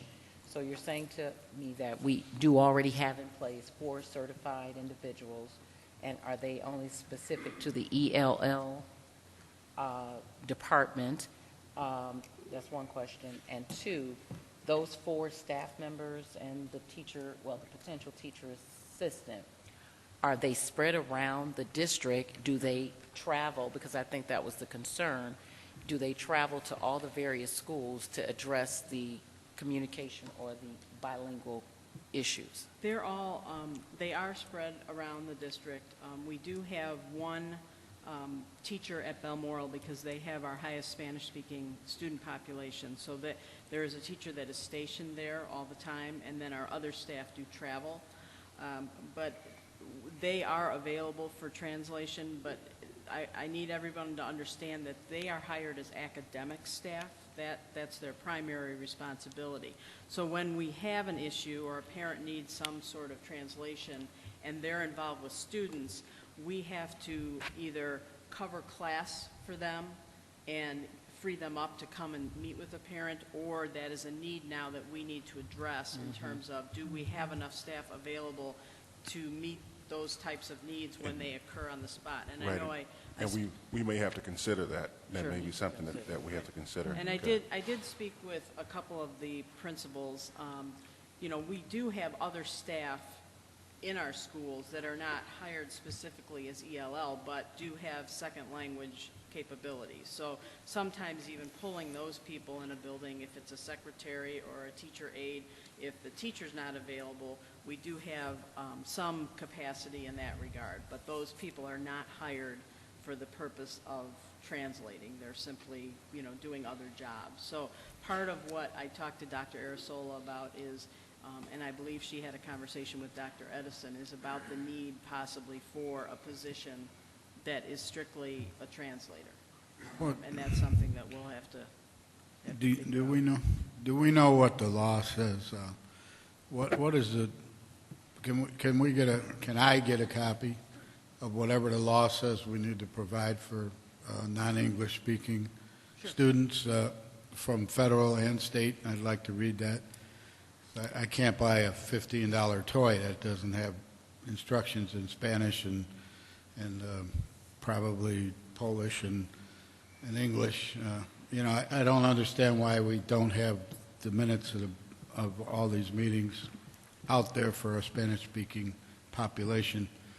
They should be able to read Messenger and everything else, in my personal opinion, but I'd like to see what the law says and make sure we're following it. And ultimately, Laura, I would challenge our entire board, because it looks like you're saying funding-wise, we have to put some funds into, because I think the concern I have is if a parent or there was an emergency situation, and you tell me that, what's the priority? Because the priority, it could be that the teacher who can speak the Spanish is in a classroom, so her priority is that classroom situation. And it goes back to, I think, what was being stated by the individuals who spoke, is that they feel like they are being left out and either overlooked. And overlooked and left out means that somebody goes before me because we just need to, I guess, have the discussion. Would that be in education that you would provide this? We can talk about it. Yeah, at an so end. if we can even formulate an immediate plan of action, as Mr. Toure even indicated, to share with all of us, if you will, the documentation. And I don't know that we have to be forced by law, because these are constituents, taxpayers. We want to communicate with them. That's not the option. It's not really an option anyway. But finding the resources, and if we need to pull them from somewhere, is that important and critical. I don't know how a student would even learn if the communication if there was a communication barrier in the first place. So that's a problem. Well, and you know, again, a building administrator with an emergency is going to make certain judgment calls about pulling people out of class. But what I will say to Mr. Toure is that the ISB audit that we had is about what the mandate is for ELL. And part of that is, is staffing, obviously, for serving students, which is very important.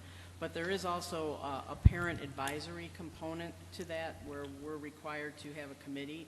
And I know Dr. Arasola has had committee meetings, but certainly we can, dig deeper into this at an ed committee meeting, and I will. Yeah, I appreciate it. I just want to see if it's based on population of Hispanic speaking, or, Spanish speaking. It's about 11% of our students But are I mean, is Hispanic. the law based on what you have to have by the amount of population? Right, and what happens is, once you get 20 students in a single school who speak the same language, that's the trigger. That says to you, okay, now you need to put, we need a teacher, we need to put certain things in place. And that's why we have a teacher at Balmoral. That was our initial, the initial thing that happened to us was that we reached that number of 20 and we had to hire a teacher. And then we brought ISB in to take a look at what we were doing and make recommendations for us. Okay.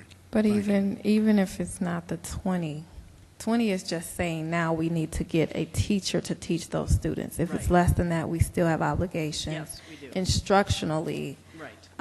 That would fall under that. But I think what Mrs. Sanders was alluding to is, even as decisions as a board, as the administrators, we don't need law to say, hey, let's send the school reach out in Spanish or, other options. What we're missing are the processes that says these are the things that we're going to translate, these are the people that are going to do it, this is when we're going to do it, and put those structures in place so everybody's aware of what needs to be translated, when it needs to be translated, and who's responsible for doing it. No, I just want to make sure we follow the law, whatever it says, that we're in compliance, I don't want anybody coming back and saying. No, and that's part of what ISBE provides us. I mean, they monitor us. We do receive funds from them, and they give us feedback periodically. One final suggestion, Laura, is since we do have a Director of Communications, and we know this is an issue, I think between student affairs and I think even at the point of registration, we should have whoever your translators are to have some dialogue, working tandemly with Mrs. Nash to make sure that the things that we can communicate, particularly registration, the important things, I would even go into saying handbook policies.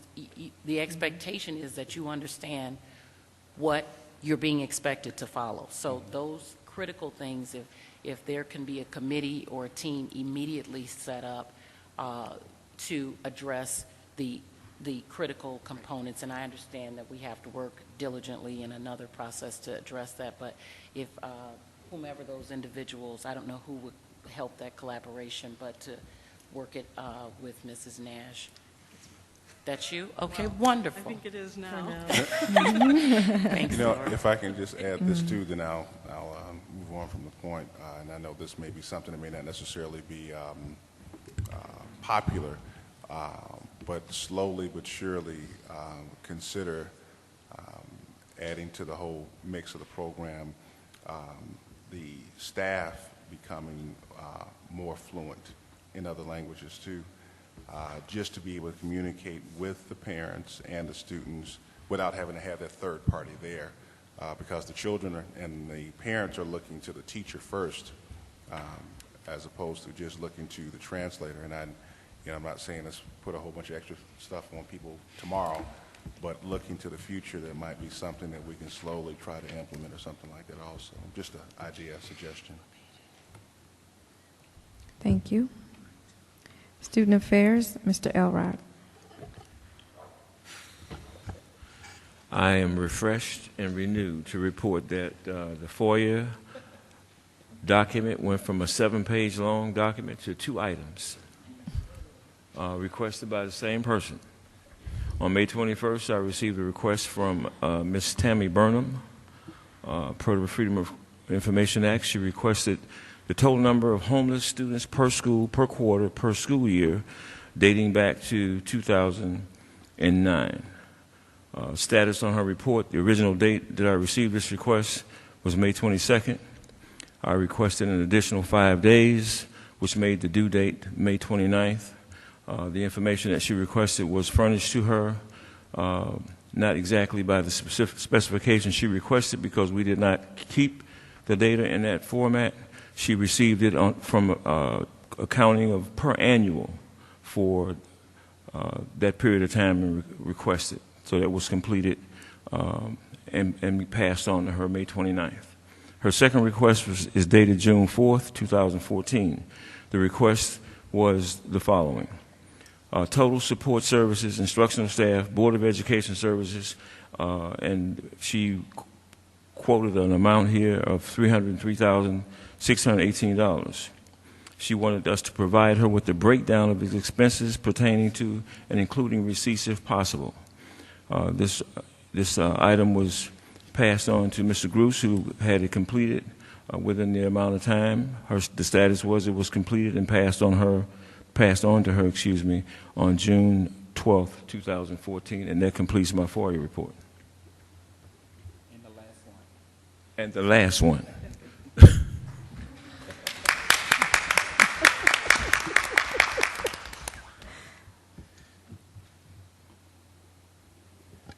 My next item here is an informational item. I did provide an FYI, just to give a little background.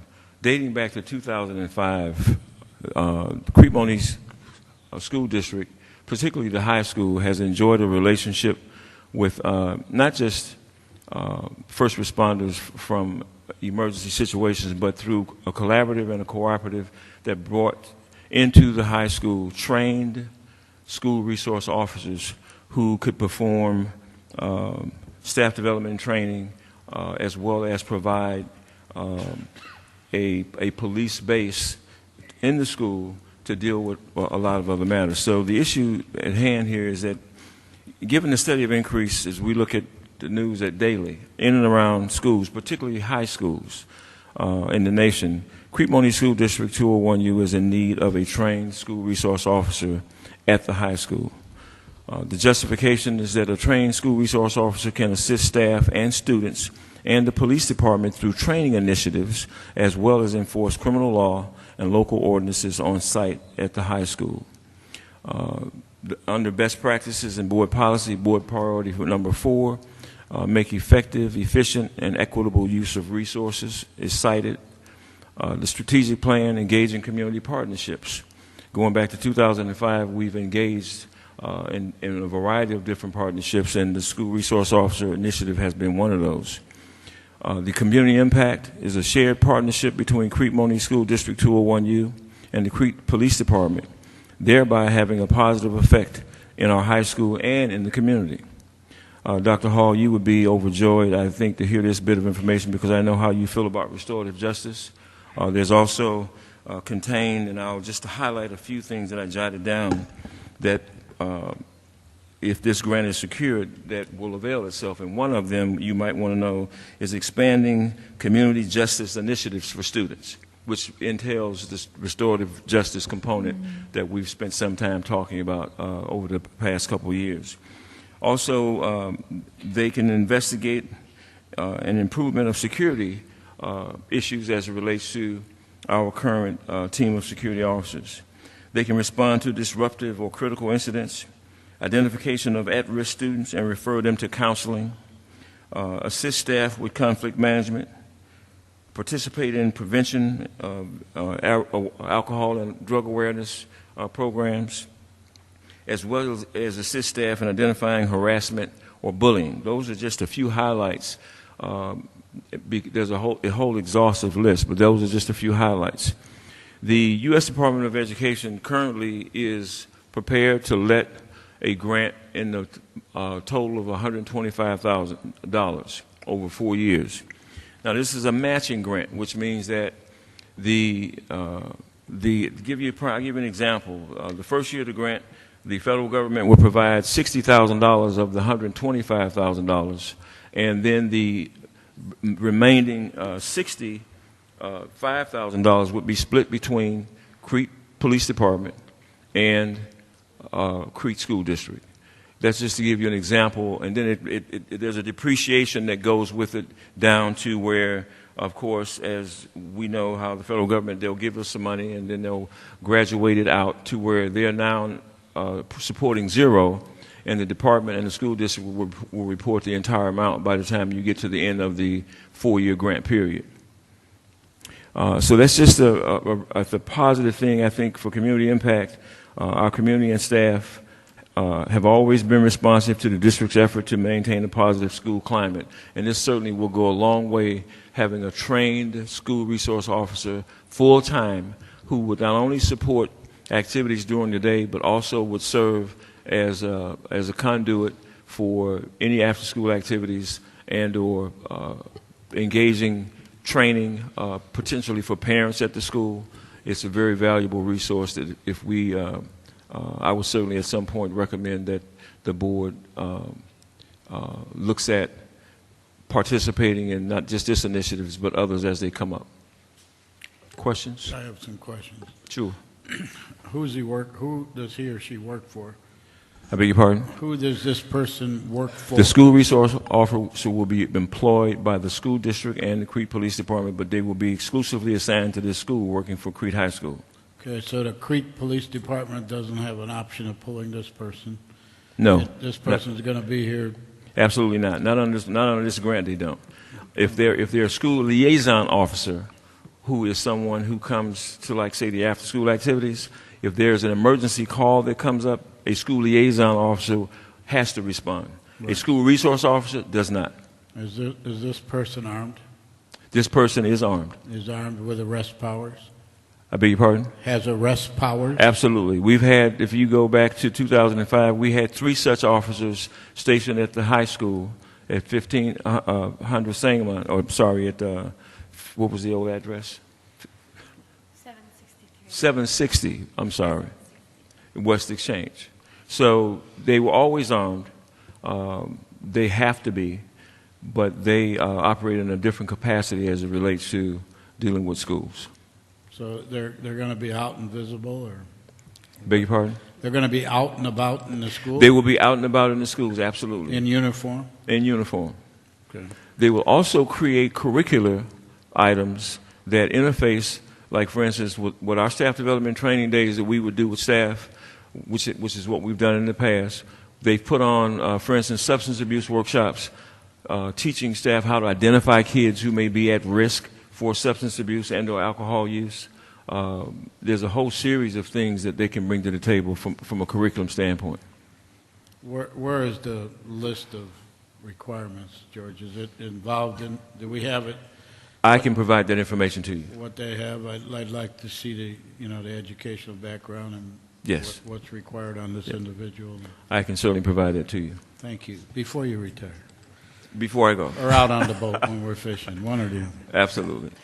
Are there further questions? Yes, Mr. Elrod. So a while back, at least by the March-April board meeting, we discussed as a board the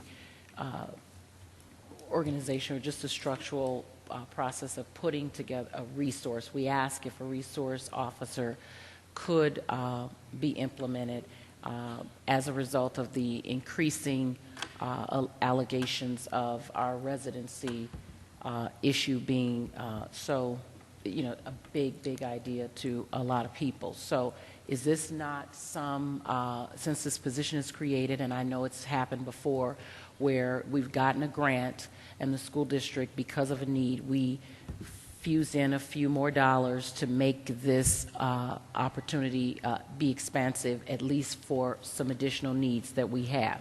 So in relationship to tracking, if you will, for those who believe we have a chronic issue in residency, would this position allow for that to be inclusive for the minimum? I know you said that there was a minimal impact and a minimal situation as far as residency was concerned, but I know that we had a concern if the grant runs out, who's going to pay for it, and so I'm just wondering if this can be inclusive. If, in fact, we receive this grant, what has happened in the past when we had a grant for probably they're about 3 to 4 years. What the district did back then was, because it was such a very valuable service to the staff and to the school district, particularly the high school, the Crete Police Department and the school district, even after the funds were exhausted, partnered to keep the program in place, I believe, for another year or two after that, before it was no longer feasible to do so. What we've done as an adjunct over the last probably couple years is we have on a project by project basis, if you will, having to do with extracurricular high profile activities like some of our games that are pretty crowded. We enlist 3 liaison officers per timesheet from the Crete Police Department. We've made this, just so you know for the record, we've not just tried to work with the Crete Police Department, but we've also, going back to 2005 and pre-2005, then Officer Stroud from University Park partnered with the school district to help me put together a pilot that brought in the actual school resource officer program as it was then, and then it evolved to. But to get back to your question, it became a partnership where it was so important and so valuable to have the program in the school that Crete PD and the school district at that time and the Board of Education supported a partnership until such time the funds were no longer feasible to fund either way. So that happens. It's a cyclical thing. But is the option available for this officer to do additional tasks, such as would be required to handle any residency, as you know, as seen fit by your department? In terms of being in the school and addressing residency issues and how to go about, looking at the signs and symptomology as it relates to residency, sure, they're available to do that. However, they're not available because they are assigned to the school. They're not available to go out into the community. So we still, okay. That's what I wanted to know. Yeah, and there's just a gap there. We can't solve it right now, but just the fact that you're coming to us with this resource officer, I think that says a lot. We just need to expand the role so every community could be tapped in some capacity.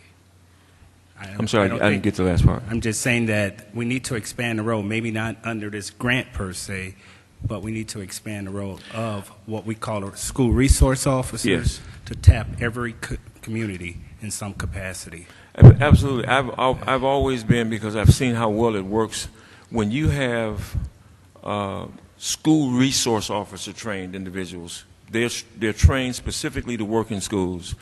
The relationships they create with students and with staff, it actually flows into the community. Sure. Because there are things that, for instance, students and parents can talk to school resource officers about in an anonymous format.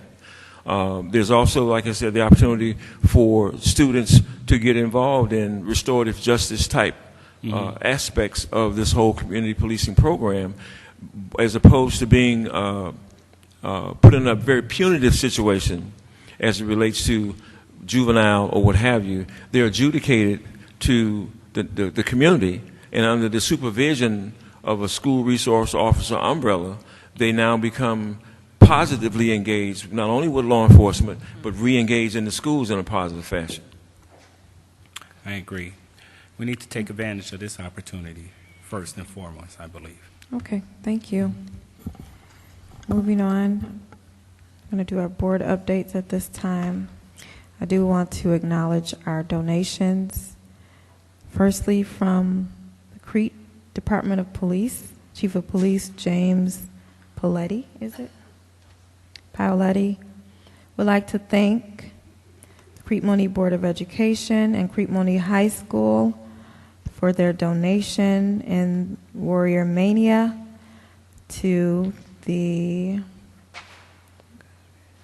Torch Run / Special Olympics Illinois. We had 5 staff members: Bruce Dillard, David Hall, Brian Main, Judy Pappas, and Derek Watson, that participated in this. Were students, friends, and family filled jugs with change, dollar bills, and checks and the staff member they wanted to see rise above in the name of Special Olympics. The winner of that was Mr. Hall, not my Mr. Hall, Mr. Hall at the high school. CMHS raised $766.44 for the Torch Run Special Olympics. So thanks from Crete Department of Police. Also, Mrs. Kokona Crisos would like to thank Mrs. Sanders on behalf of students, families, faculty, and staff at Crete Monee Middle School for you bringing the Princess Project, which donates party dresses and accessories to young ladies at Crete Monee Middle School for the 8th grade dance.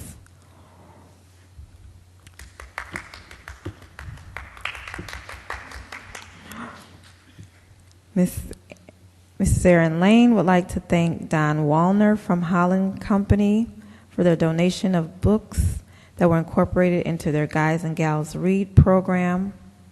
Ms. Lane would also like to thank Cheryl Roop from the Rotary Club of Chicago Heights for their donation of dictionaries for the third grade students at Crete Elementary. Mr. Lyle Neal would like to thank Robert Gunther at the Park Forest Recreation and Parks Department for the donation of 10 one-day guest passes for use in their PBIS program. Melissa Huff at Talala Elementary is being thanked by Robert Gunther at the Park Forest Recreation and Parks Department, and basically saying thank you for partnering with them, and they were happy to donate those passes.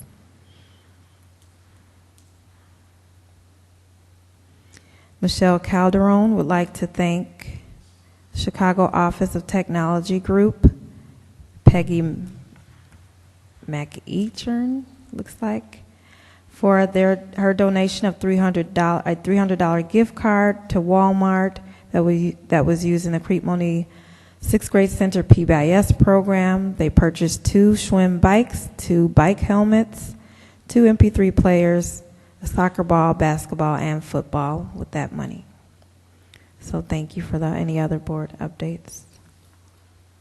One, Dr. Hall, with a lot of discussion in our past board meetings, and I'm actually sorry that a few of them are not here tonight, but for the overall concern of the district concerning policy, the policy committee has worked diligently to align many of the policies, but in specific, we bring to you tonight the cellular phone policy, which is referenced as 7.193.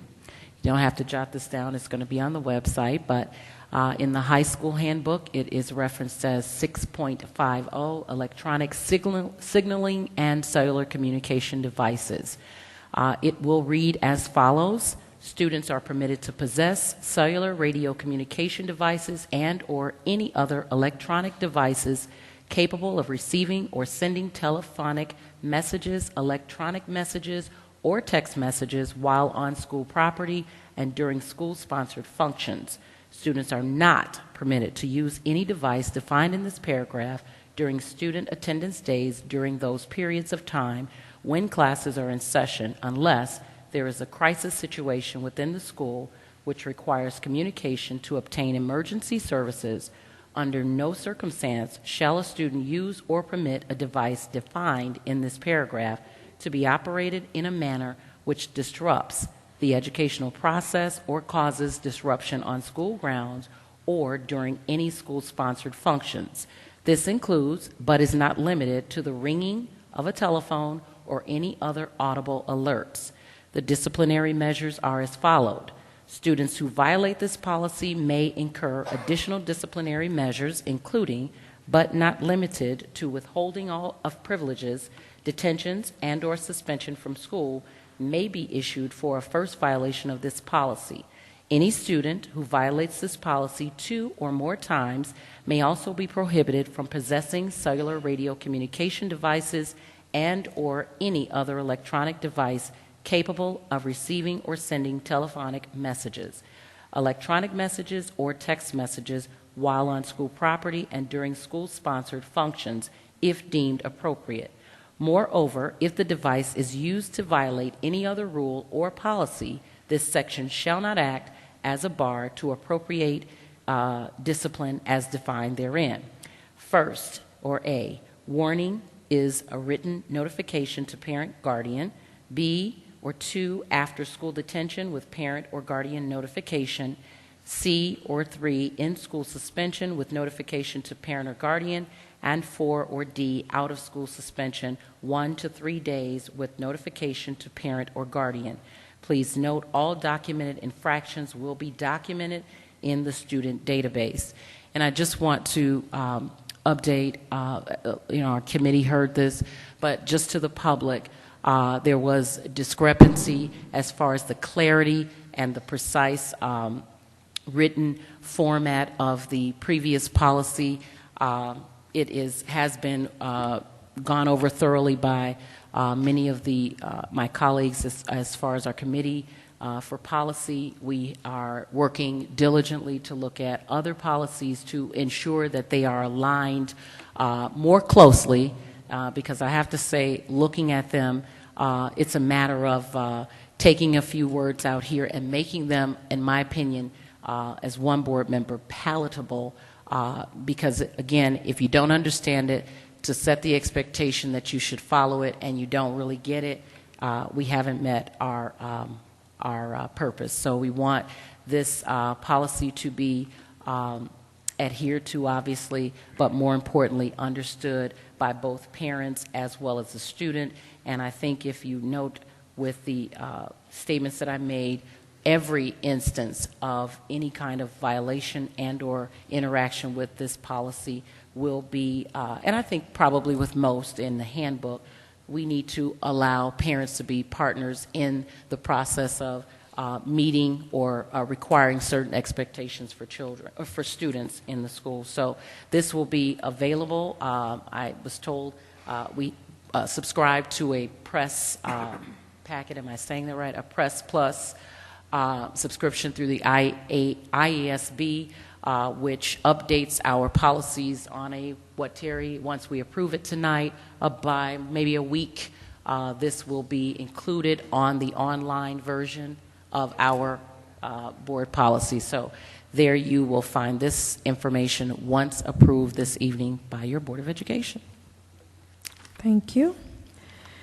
There is a need to take the first closed session for the purpose of the appointment and employment of specific employees as well as litigation. Can I have a motion to go into closed session? So moved. Second. Moved by Mr. Sanders, second by Mr. Anderson. Secretary, please call the roll. Mr. Anderson? Aye. Mr. Brown? Aye. Mr. Heisel? Aye. Mrs. Stockton? Aye. Mr. Teray? Is stepped out. Okay. And Secretary's aye. Dr. Hall? Aye. And it was requested at our community forum that we do inform the public as to a estimate of time that we will be in closed session.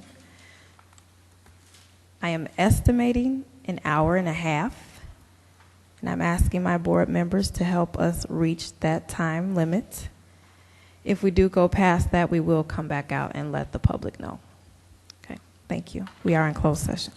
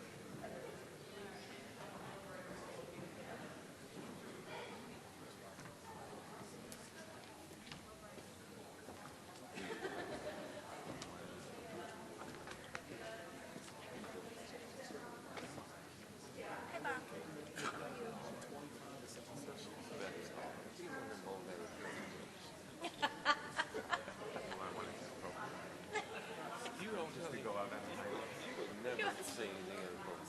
That's true. With the implications. Well, you know what? He just signed his third contract teaching. That's So awesome. this is gonna be his third year he's going into. Well, you know, he'd be lovely. He'd love me. He was lovely. I'm gonna tell him. I'm absolutely. I'm gonna tell him. I'm gonna tell him. Yeah, because he would love me. He's and I heard him talking to one of his buddies on the phone. Rocky Mall somewhere. And they were talking about sports and whatnot. He said, yeah, after this year I got 2 more years before tenure. Where is he living with you? Or is he? No, he's in a charter school in the city. No, living. No, he lives in what? Yeah. Oh, yeah. He works at 50/50 Woods. And the good thing about that is this. Matter of fact, one first thing I'm going to do after they go fishing is I'm going to have him put his information together so he can get probably about $17,000 to $20,000 knocked off of his student loans because he's in an impoverished situation. He loves it. He's kindergarten to 8th grade. His dad is on that. He'd be proud. I would definitely let him know that though. He'd love to do that. I'm gonna take 30 days. I'm not gonna do anything. That's like I'll take a cruise somewhere. How's she doing? She's doing fine. She has, her joint issues from time to time. She can manage those.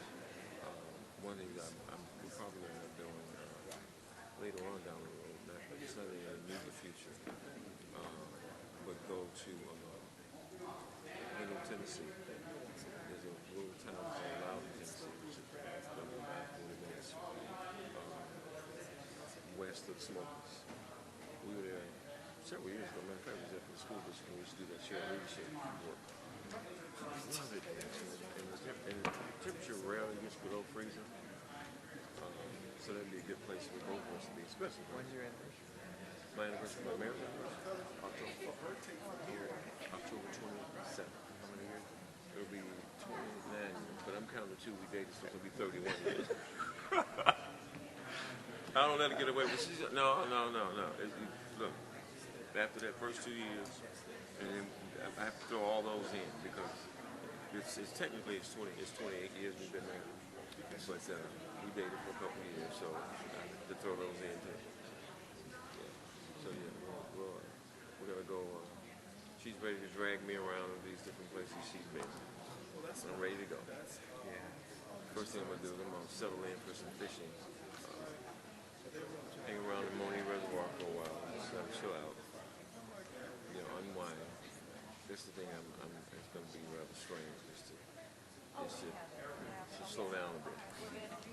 So I'm looking forward to it. I got a bucket list that's running over. Everybody's been trying to get me. My knees are too bad for that. No, I'm talking about that torque that hit the dog. You don't need no torque. I'll show you how to. You show me how to hit it. Show me how to get nice, where I can just hit it and not worry about my knees. Yes, we're going to be at Deer Creek this year. The golf team is now going to be at Deer Creek. Okay, you know what? I'm gonna come out and take you up on that. I'm gonna make that. That's one of my bucket list items. Hook up with Bob so he can show me how to hit the ball without making a fool out of myself. You won't make fool. So what are you? What, you gonna hang in there and get on down the road and retire one day? Oh well, that's right. But hey, I'm like you. I'm still really enjoying the kids. Oh, I love it. I'm telling you, I just. We could do something about the adults. Oh, that's the issue. That's the issue. I mean, I went to. I remember on this Reverend Brad Messenger. We went Terry and I and Vanessa and some other. We were at their wedding this past week. Now he was really nostalgic. The very church, Holy Family Church on May and Roosevelt, which is one of my churches I grew up in, between the Epiphany and Holy Family. And they didn't have a session.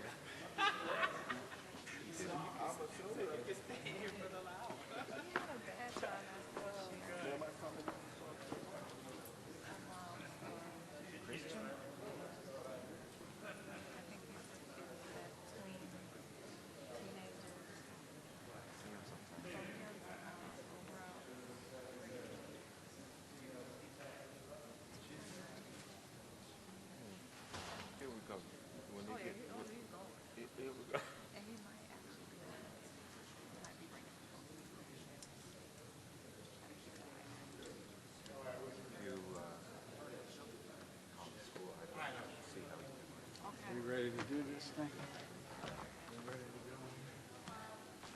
didn't go well. My last Mohegans or what? Okay.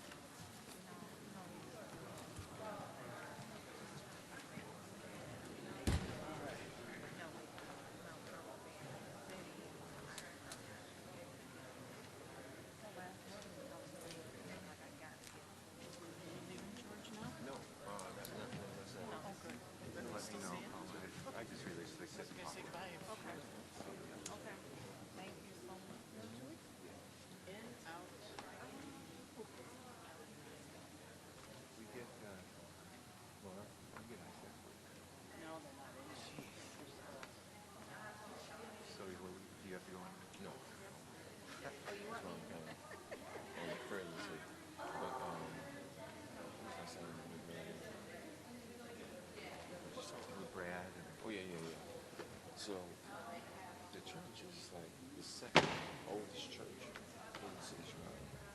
They went through this major renovation. Make a long story short, they already knew because I talked to them before when they told me the name of the church. I said, wow, this is really something. I've come full circle in a lot of ways, and I think Melissa and Brad all the way through high school, but I think I might have had her in 8th grade or 7th grade about as well.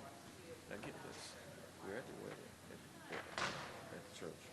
So I'm sitting there and I'm remembering Father McCarthy was about this tall.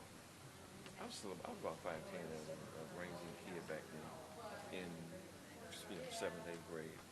And we would be goofing around sometimes and he'd come over and he always would reach up and get my ear and pull me down. I said, George, I told you. Okay, Father, I'm a little bitty guy, big old man.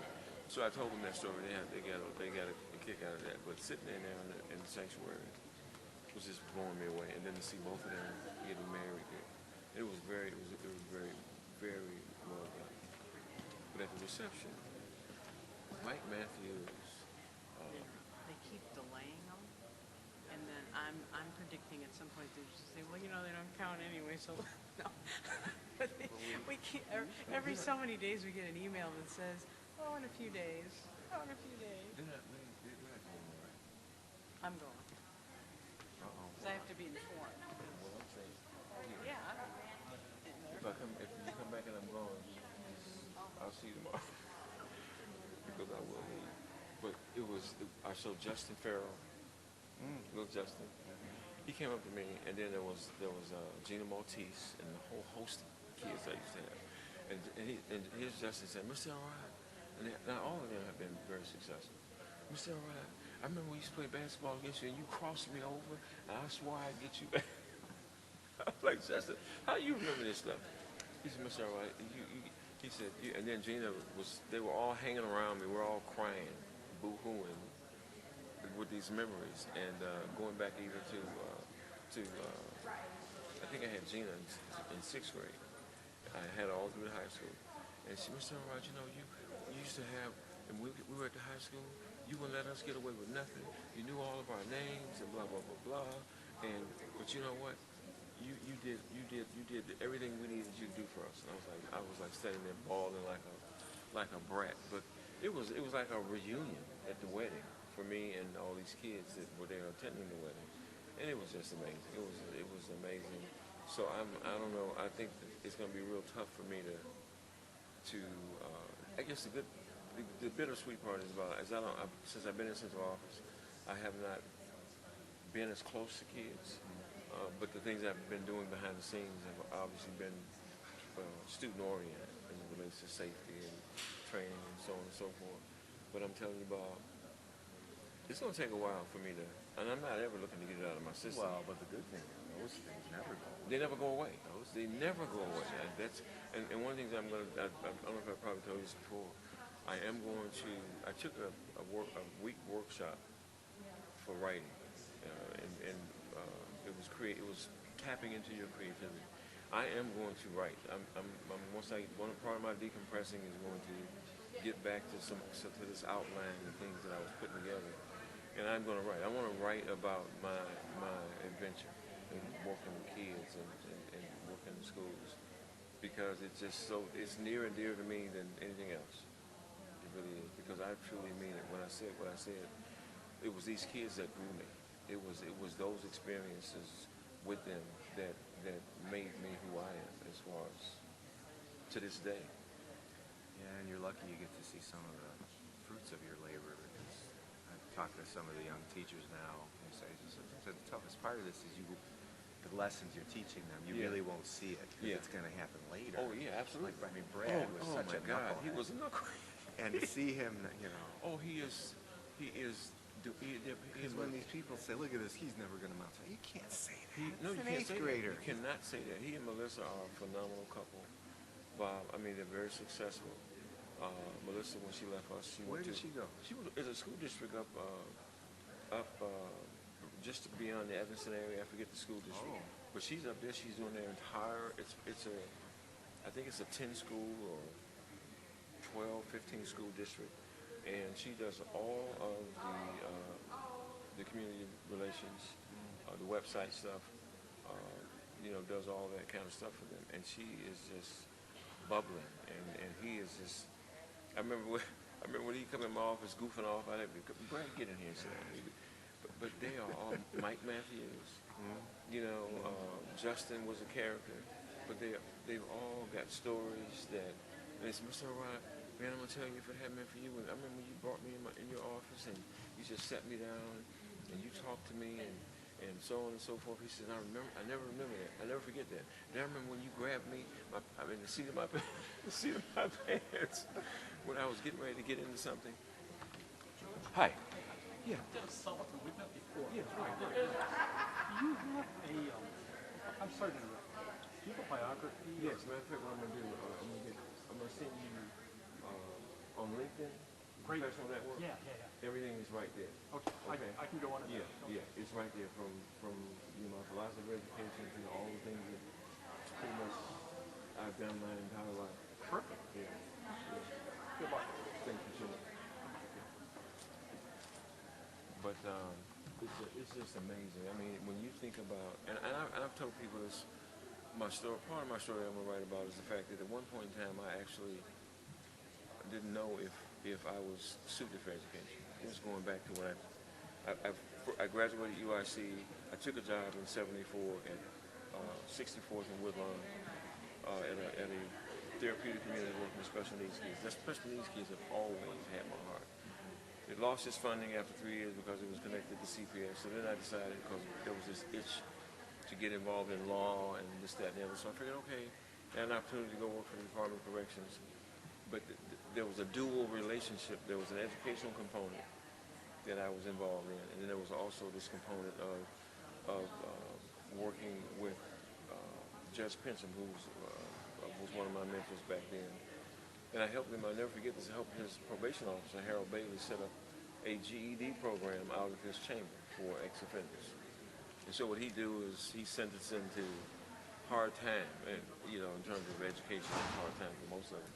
But he mentored me. I stayed there for 7 years, working in an educational component, and learning some law at the same time. But Bob, it was like after 7 or 8 years of seeing this humanity. Mr. Ledger. Oh, your son, I still owe him. Okay, he's going to have a party.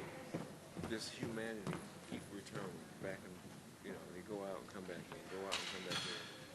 And I truly thought that I could make a difference. But then God redirected me and said, you know what? He does that, doesn't he? Yes. Just telling you. Just grabbed me by the seat of my pants and said, look, okay, now you tried this. Even when you think you're outwitting him. Right. You tried this. This was not my will for you. Get on back in there. And so that's when I came. That's when I got back into education. And been in education ever since. And it has truly been a calling for me. It has not been a vocation. It has not even been the drudgery of having a job. It's been a vocation for some people, but I tell people this has been my call, and it truly has been. And when I get these different testimonies because kids, I had a kid call me up. He's 41, well, not a kid, he's 41 years old. Just yesterday, he sent me a text, he sent me a voicemail myself, Vanessa, Monee, and Ashley were coming out of Shaw's downtown, and we were getting ready to hail a cab to go back to get our car. And I looked at my phone, started listening to the voicemail, and I was like standing there, I'm like, oh my God. So Monee said, who's that? I said, this was a young man who, from freshman year, going all the way back to Hillcrest High School, his name is Keith Jenkins, he had such anger management issues. Smart kid, but he would just lose it. And, I would corral him, take him in my office and sit him down and say, just sit here, don't go anywhere. I'm closing the door. I walk out. I said, I'll come back. He come back.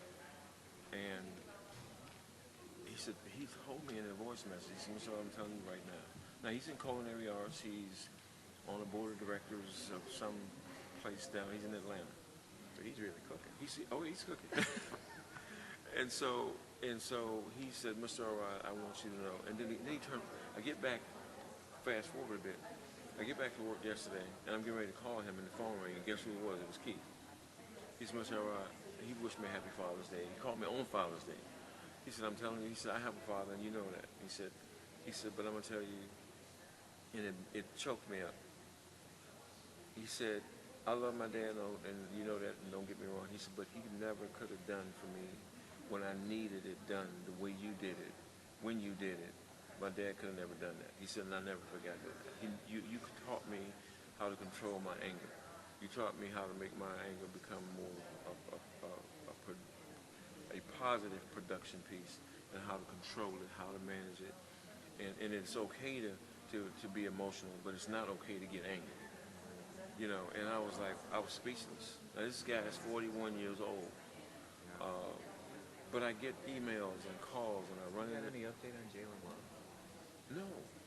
Well, you know what though? I can get in touch with him. Matter of fact, I'm gonna. It's really ironic you should bring him up because I was going through some old emails Sunday. Now, his mother was my student at Hillcrest, and she. I was looking through some old emails that I archived, and there was this picture of Jalen and her standing by the limousine that they were going out. He was getting ready to go out on his prom or whatever. And I'm like, you know what? I got to get in touch with him. So I'm glad you here again, God is saying, okay, you said you're going to go get in touch with him then. So now he tells me through you.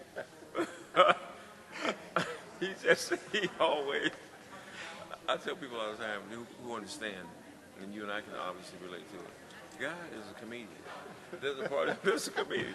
It's like he's always moving and moving you and doing things that he's like, now, God, okay, you got my attention. He doesn't like us to procrastinate either. No, I tried that too. He does not like us to procrastinate at all. But yeah, I'm just absolutely at this point. I'm just blessed, overwhelmingly blessed in the journey I've had, and it's not over. It's really not over. I know that there are other things that I'm going to be doing that involve young people, that involve working with people to help them better work with young people. So part of the thing I'm going to be doing is I'm going to do some volunteering, do some mentoring. But I really want to fine-tune down some things. What we're missing right now, and I see it in our school district as well as in school districts all over the country, the adults who fit in the equation really and truly, and I used to do this with my teachers early on when I first became an assistant principal, coming out of a classroom. And I tell administrators, if you have not had the added value of working with kids in a classroom and as you progress through your career, I never forgot that.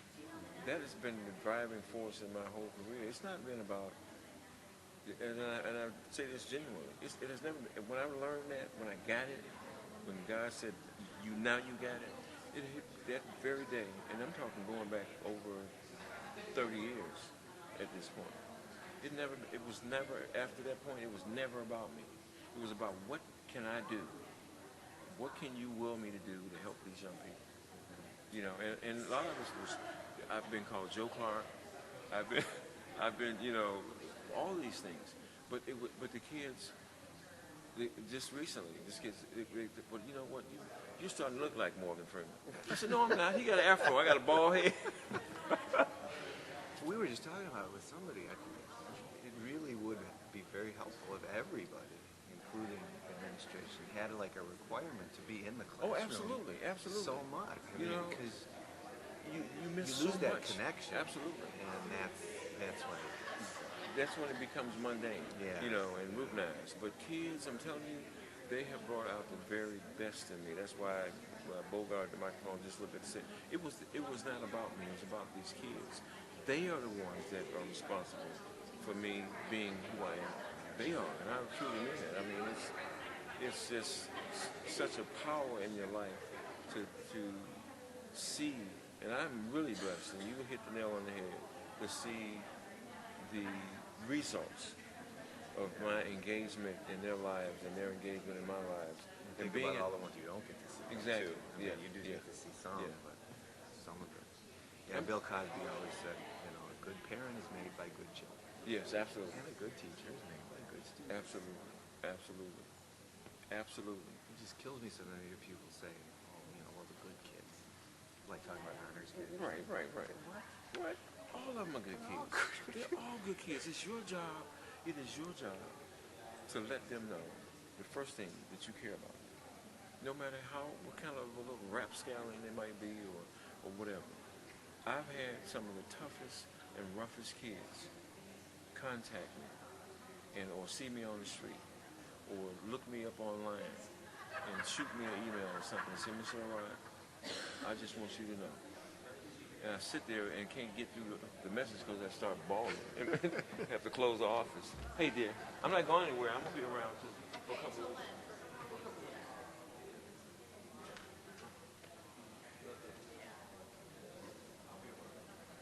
And you'll take me fishing?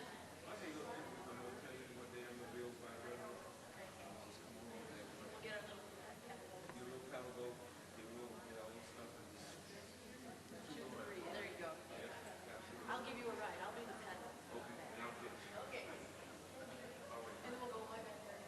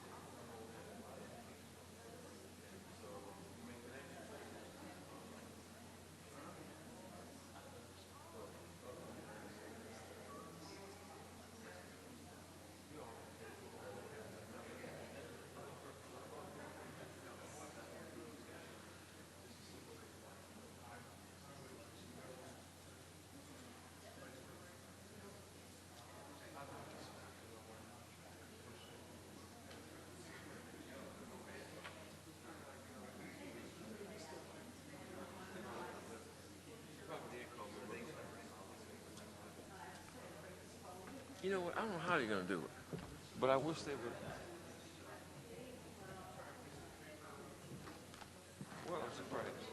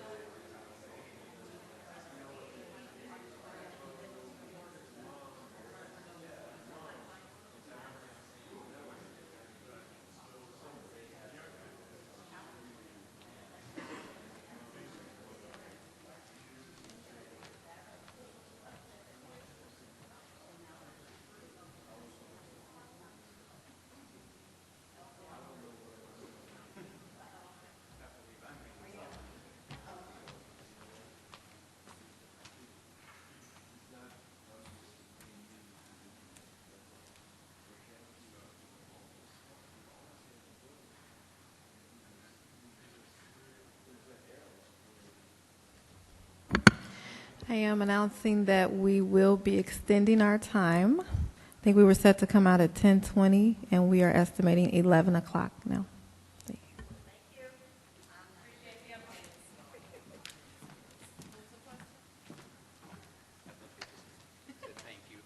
You're welcome. You didn't need one? I think she did. Oh.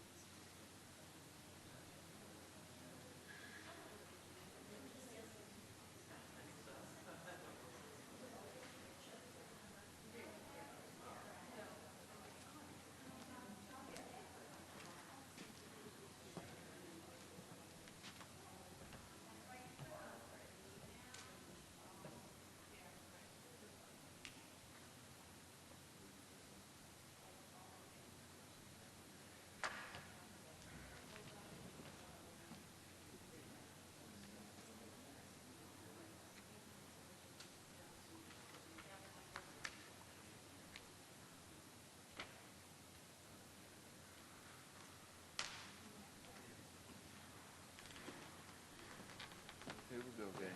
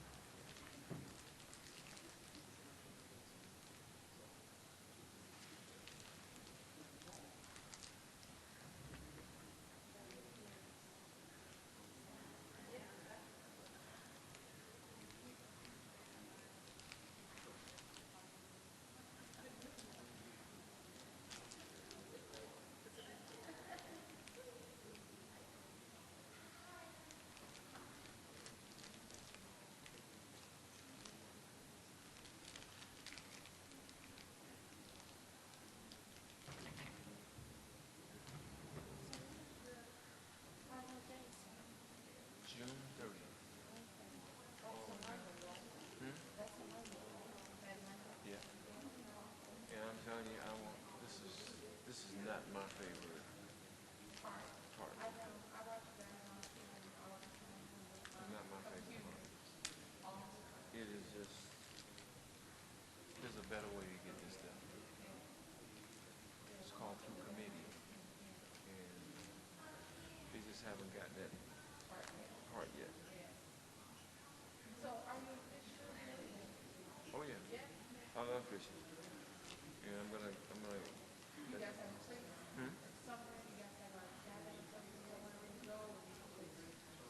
I go local. It doesn't matter. And then when I used to do fishing a long time ago, well, not that too much long ago, probably 10 or 15 years. So we would go to, like camps. There was a place like out by Ottawa we used to go. They've got a set of cabins out that way, right along the Illinois River. No. She's not an outdoors type when it comes to that. No, she's not the roughing it type. Yeah, I've grown up as a Cub Scout, Boy Scout type, always. So there's a group of us used to get to go fishing all the time.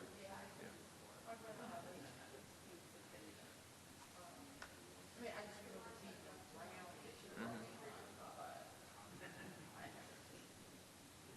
Yeah. It's therapeutic and it's challenging at the same time. Yeah. Because you're matching with the fish. Yeah.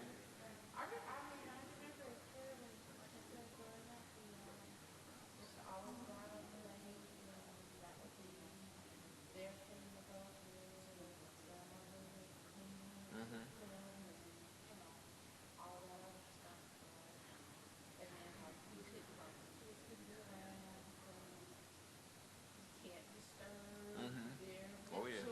Oh yeah. That's right. So sacred. Oh yeah. So you're looking forward to this?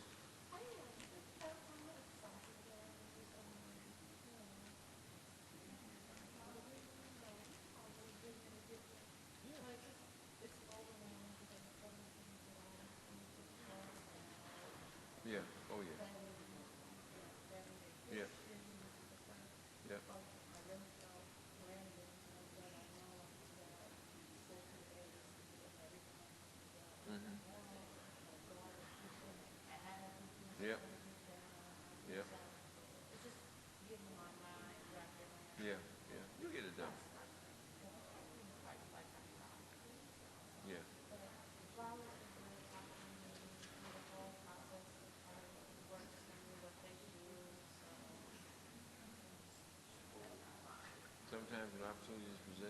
themselves.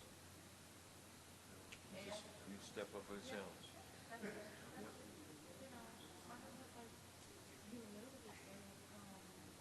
Yeah. And you prepared. Yeah. Yeah.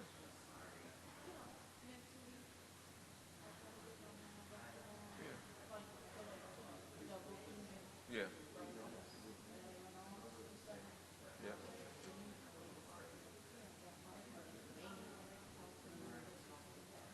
Yeah.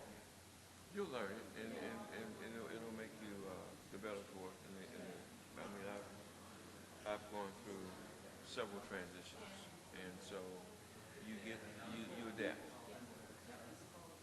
You adapt.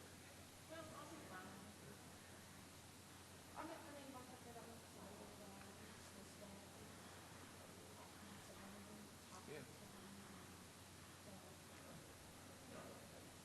You know, and then once you get into it and start, you get a year or two into it, and all of a sudden it's like, okay, you start building for what's next.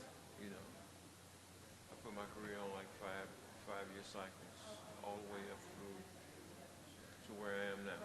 Yeah.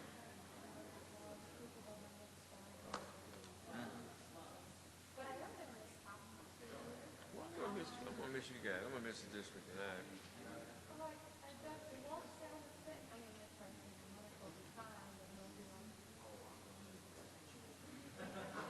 right, right.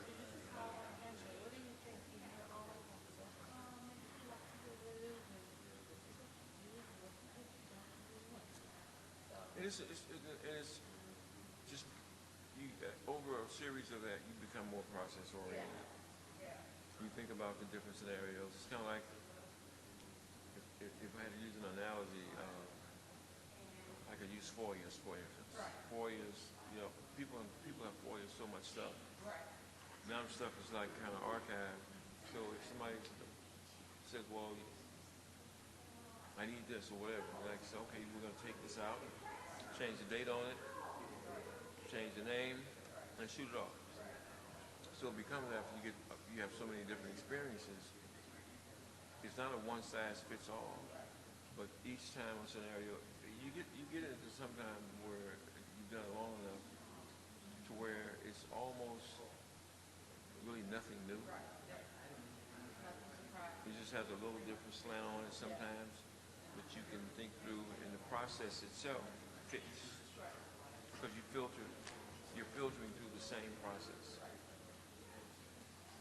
And it evolves over time. Yeah. But you'll do just fine.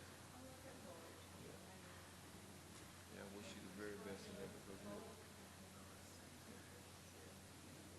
absolutely. This is a great opportunity.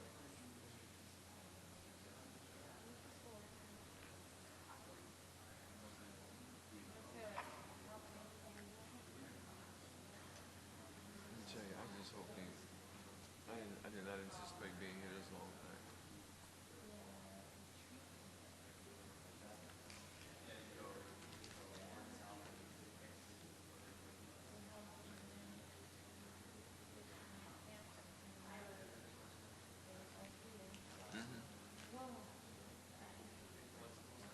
These are the things I don't mean.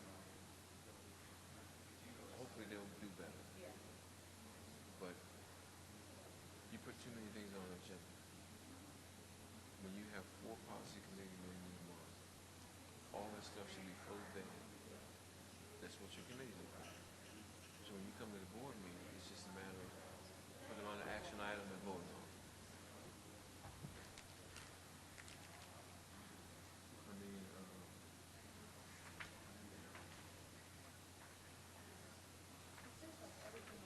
this is a right. This is 2 4-page agenda. And if they would put things in,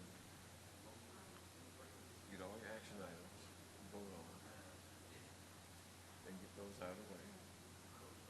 Things require discussion.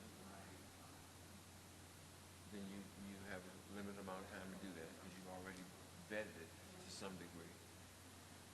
And just keep moving. They haven't gotten that kind of rhythm yet.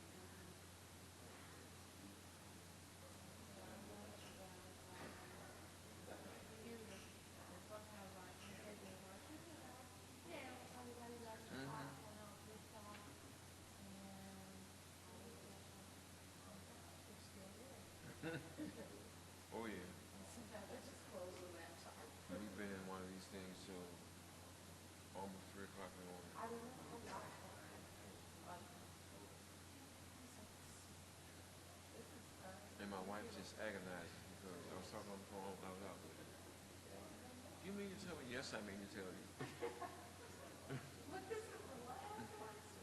I said, you know, it's like I want to be here. This is, I should, wish I could have left here at 9 o'clock. The dog still has to go out. I'm like, okay, all right, I get that. She can't take her out because she won't, you know, she'll.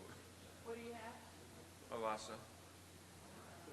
She's probably about 20 pounds. Mixed. I heard of it. Yeah. Yeah, picture. And she can be very stubborn. Oh, this is. She's 12. We just got our first.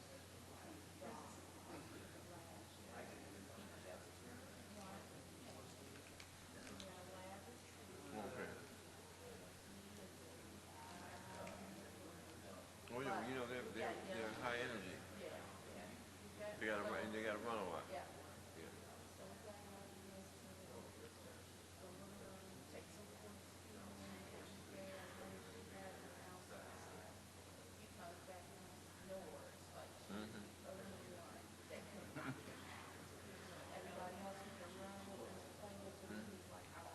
Yeah.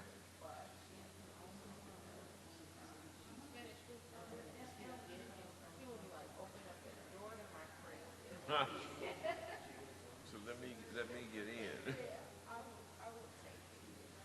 Yeah, they love to run.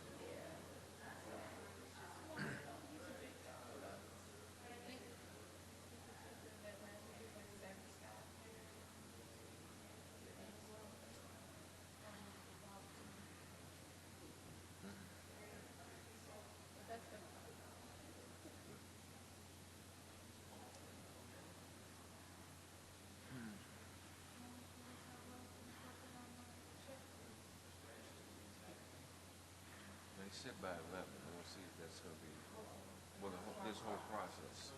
I mean, as far as, because you guys still have to go in, right?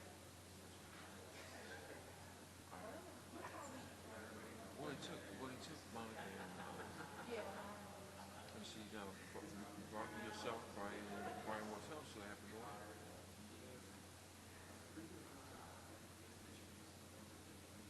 Oh, I don't know what to tell you. I wish I did.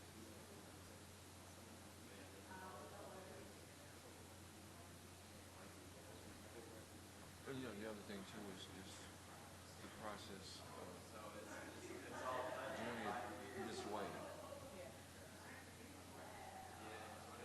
The ideal, well, but not even the ideal way, but the proper way to look at it was give yourself lots of time.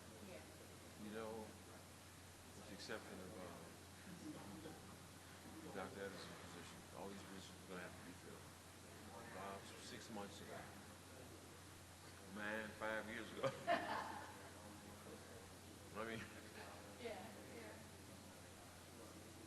so that's another thing about having a plan and you know be able to have people transition properly. And that's one of the drawbacks of this whole piece because you guys won't be the transition properly.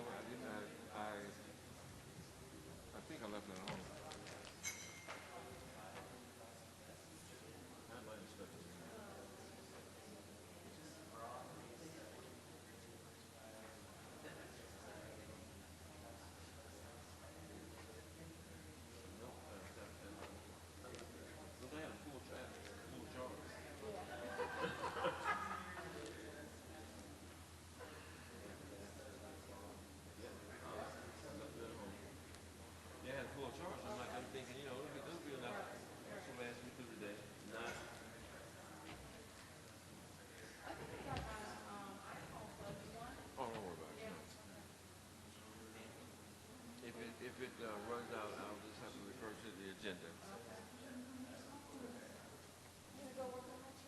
Okay.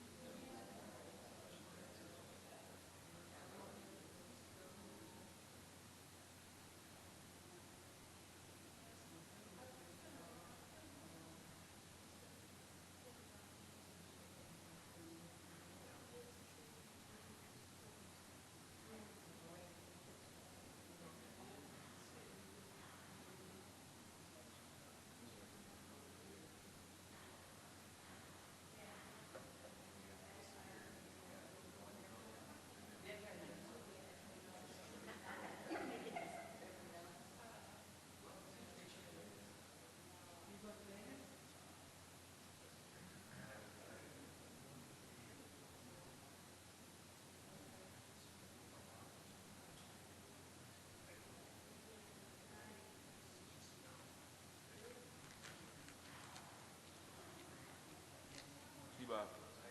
All right.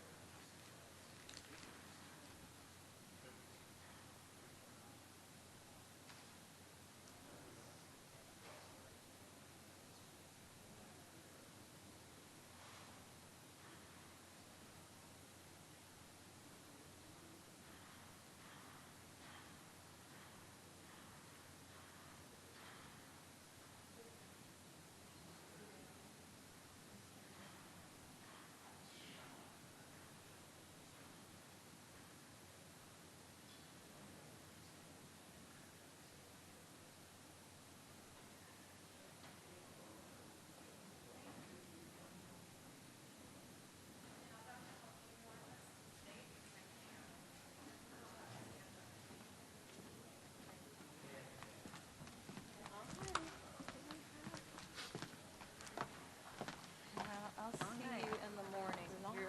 You're right, because we're all there. Right. Come on, No, you don't have to do that.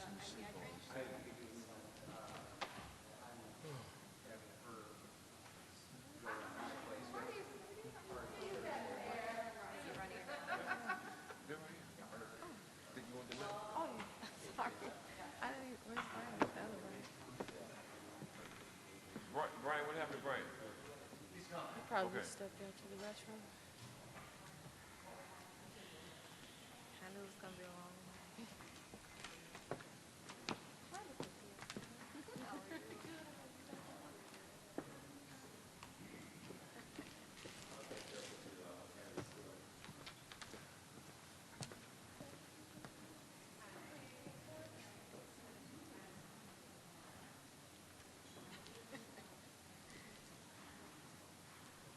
Brian. Sorry. But I'm go ahead and extend the time again.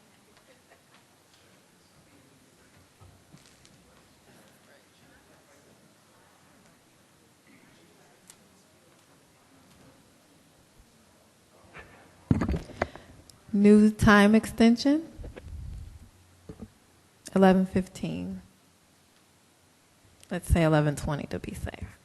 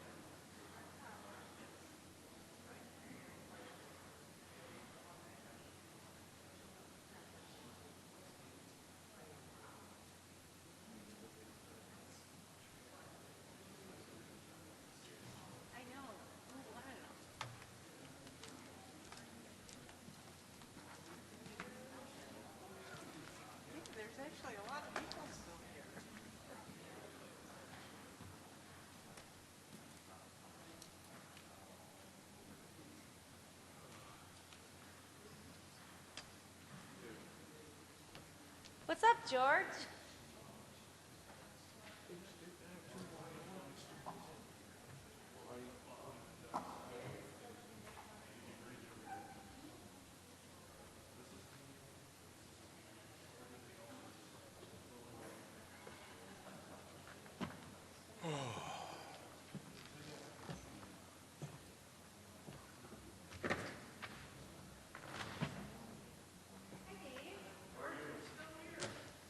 Yeah, I still got 2 items on this agenda.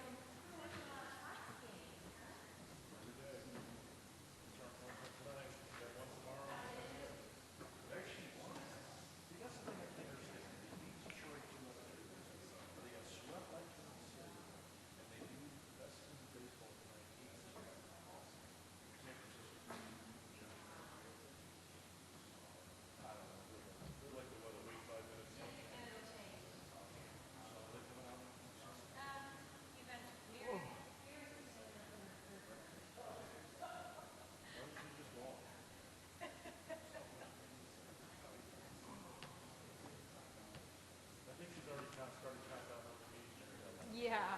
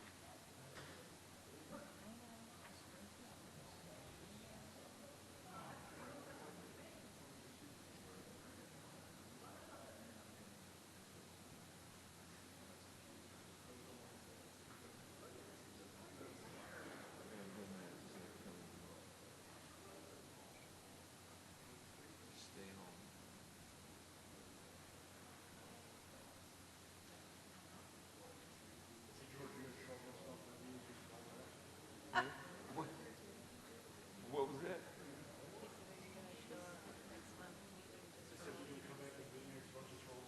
Yeah, I am. I'm gonna have a snowball. I'm gonna bring a snowball machine with me. Not the kind you can eat. I mean, I'm sure the sit back here with us, George. Huh? You need to sit back here with us. Right. I mean, look at it this way. I'll become a regular.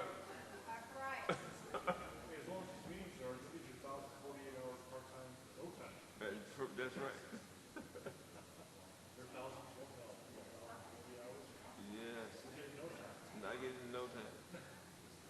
One fell swoop.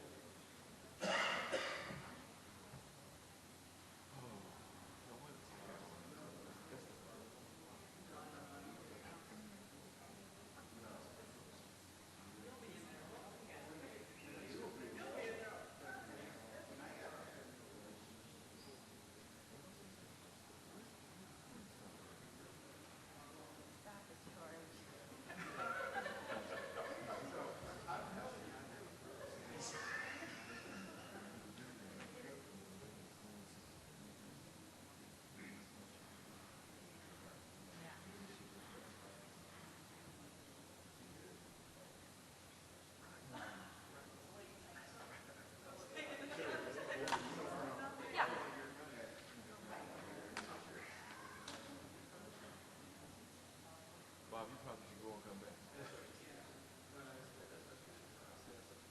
Don't do that. You can still have to come back in.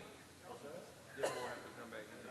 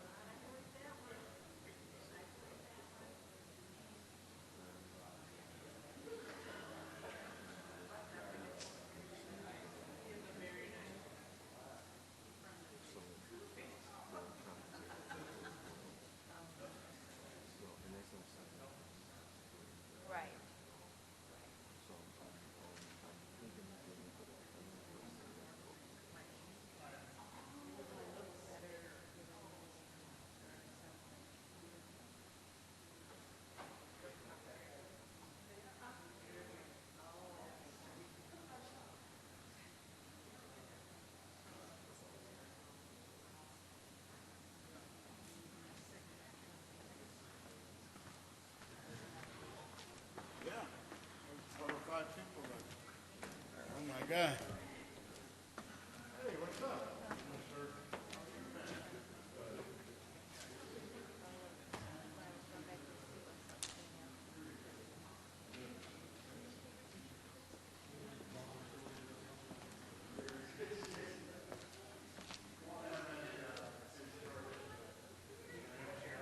All right, sir, how about yourself? Gotta get out of here. Huh? Oh, yeah.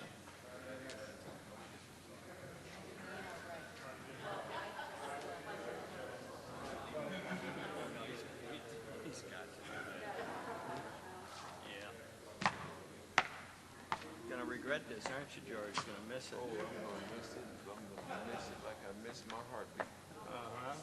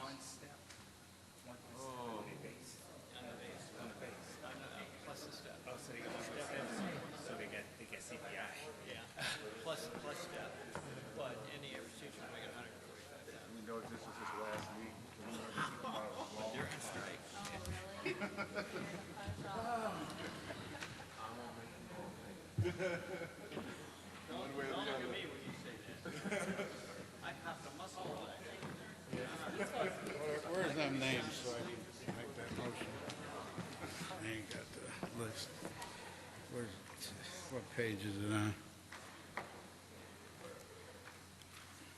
I can't read this damn thing, it's so small.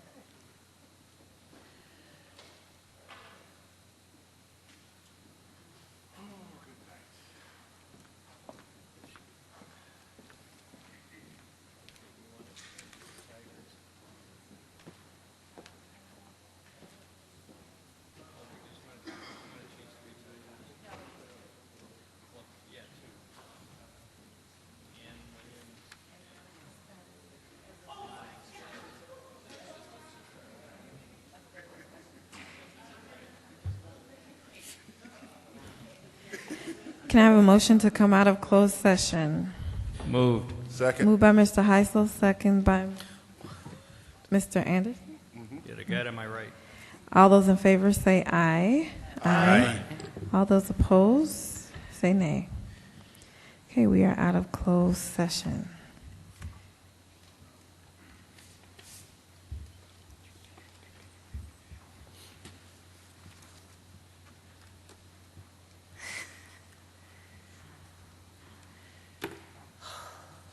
Okay, now it's time for consent agenda approval.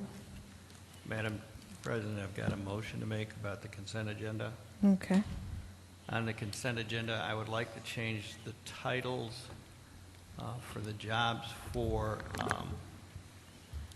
Monica Spence and Ann Williams to read Assistant Superintendent in their respective areas.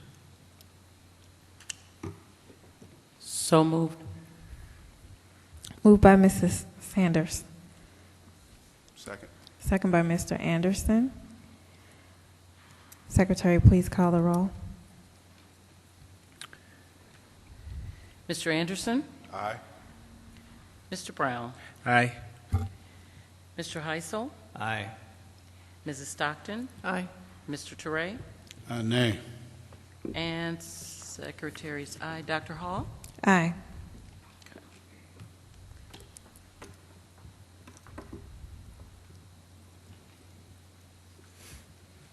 And I'd like to make a motion to take one of the names and vote individually on this certified staff reassignment.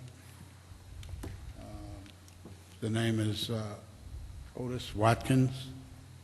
I'd like to make a motion to vote on him individually.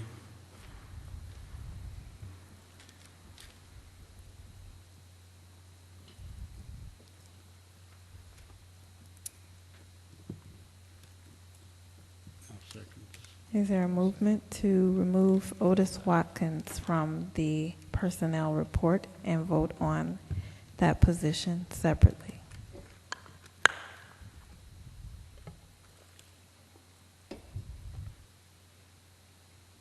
Already. Okay, if there's no movement, motion fails.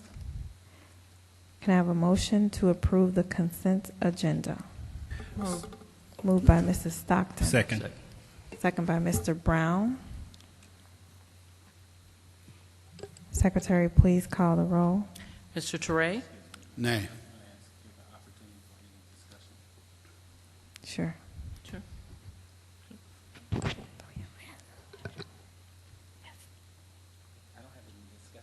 Oh, okay. Any questions? Secretary, please call the roll. Okay, Mr. Teray, try it again. Nay. Okay, Mrs. Stockton? Aye. Mr. Heisel? Aye. Mr. Brown? Aye. And Mr. Anderson? Aye. Secretary's aye. Dr. Hall? Aye. Okay, action reports. Dr. Edison. Thank you, Dr. Hall. I would like to recommend to the board the salary adjustments for all of our non-CMEA and non-ACME full-time permanent employees employed before January 1st, 2014, and still employed on June 1st, 2014, to receive a one-time bonus of $500 for the FY14 service, and then to receive a 3% salary increase for the 2014-2015 school year. Okay, can I have a motion to approve the salary adjustments for non-certified? I got a question. Can we ask a question first? When I'm finished. Oh, okay, sorry. For non-certified staff. Move. Moved by Mr. Anderson. Second. Second by Mr. Heisel. Any questions? Yeah, I have a question. I just want to make it clarified, Dr. Edison, that this 3% covers a 2-year period where they were frozen. Can we make that public, please? Is that correct? We arrived with the 3% if by taking a 1.5% for the school year 2013-2014, and then another 1.5% for 2014-2015, and making that at 3 for the 2014-2015 school year, and then applying a one-time bonus of a $500 for services for the 2013-2014 school year. Okay, thank you.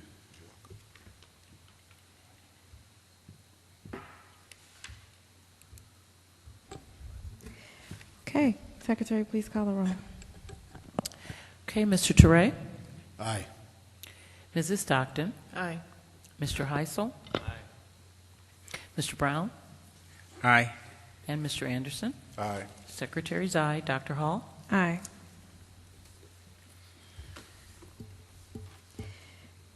Next, hazardous bus routes. Thank you. The next agenda item is regarding our hazardous bus routes. Each year the board needs to review and reapprove the listing of our hazardous bus routes for the purposes of claiming that transportation cost. And there's no changes from last year, except for, if you look on the listing that's provided, actually items number 15 and 18 in the final resolution I have now striked out, and I'll update that on board book, but the resolutions here tonight do have those striked out. Number 15 and 18 will be going away because those are those routes had the new Safe Routes to School sidewalks installed this year. So for next school year, those students can walk to school. So that is a change for the new school year for the hazardous routes. All the other routes remain the same. So the recommendation is to approve the resolution for the hazardous routes for next school year. Can I have a motion to approve the hazardous bus routes for fiscal year 15? Moved. Moved by Mr. Heisel. Second. Second by Mrs. Stockton. Any questions? Secretary, please call the roll. Mr. Anderson? Aye. Mr. Brown? Aye. Mr. Heisel? Aye. Mrs. Stockton? Aye. Mr. Toure? Aye. And Secretary's aye. Dr. Hall? Aye.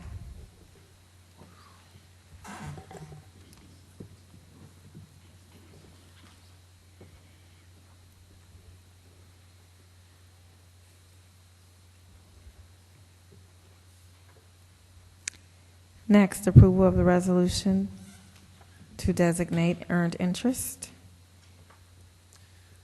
This action item is regarding, it's the annual resolution that's legally required to be passed in order to maintain the flexibility to transfer our interest earnings in the various funds to other funds as needed at a later date. So the recommendation is to approve the resolution for next school year. Can I have a motion to approve the resolution to designate earned interest? Moved. Moved by Mr. Heisel. Second. Second by Mrs. Stockton. Any questions? Secretary, please call the roll. Aye. Mrs. Stockton? Aye. Mr. Heisel? Aye. Mr. Brown? Aye. Mr. Anderson? Aye. Secretaries, aye. Dr. Hall? Aye. Adopting the amended budget fiscal year 14. Mr. Gruth. The recommendation is to approve and adopt the amended budget for the FY14 school year. This is the amended budget that we've been discussing for the last couple months at the Finance Committee meeting, and then also that we had our public hearing on today, and it's been on display for the last 30 days. Can I have a motion to approve the adopted amended budget for fiscal year 14? Moved. Moved by Mr. Heisel. Second. Second by Mr. Brown. Any questions? Secretary, please call the roll. Mr. Teray? Aye. Mrs. Stockton? Aye. Mr. Heisel? Aye. Mr. Brown? Aye. Mr. Anderson? Aye. Secretaries, aye. Dr. Hall? Aye. Paving bid. This action report is regarding our summer projects work that we approved back in January. Specifically, this covers paving issues for Balmoral Elementary, Coretta Scott King Magnet School, Crete Monee High School, Crete Monee Middle School, and Talala Elementary. The bids were advertised in the Southtown Star newspaper and also posted on the district website, also posted in the Dodge Plan House. 2 companies submitted bids. The bids were opened on May 22nd. Matthew Paving was the lowest bidder. The total cost for the base bid plus alternates 1, 2, and 3 is $375,848. The project will be paid for using existing capital development board funds. The recommendation is for the Board of Education, as per attached to the bid tally sheet, to accept the total extended low bid from Matthew Paving for the base bid, as well as alternates 1, 2, and 3 for the $375,848. Can I have a motion to approve the paving bid? Moved. Moved by Mr. Anderson, second by Mr. Heisel. Any questions? Secretary, please call the roll. Mr. Anderson? Aye. Mr. Brown? Aye. Mr. Heisel? Aye. Mrs. Stockton? Aye. Mr. Teray? Aye. Secretaries, aye. Dr. Hall? Aye. Talala Safety Grant Agreement. This action item is in regards to our safety security grant that we received through the state.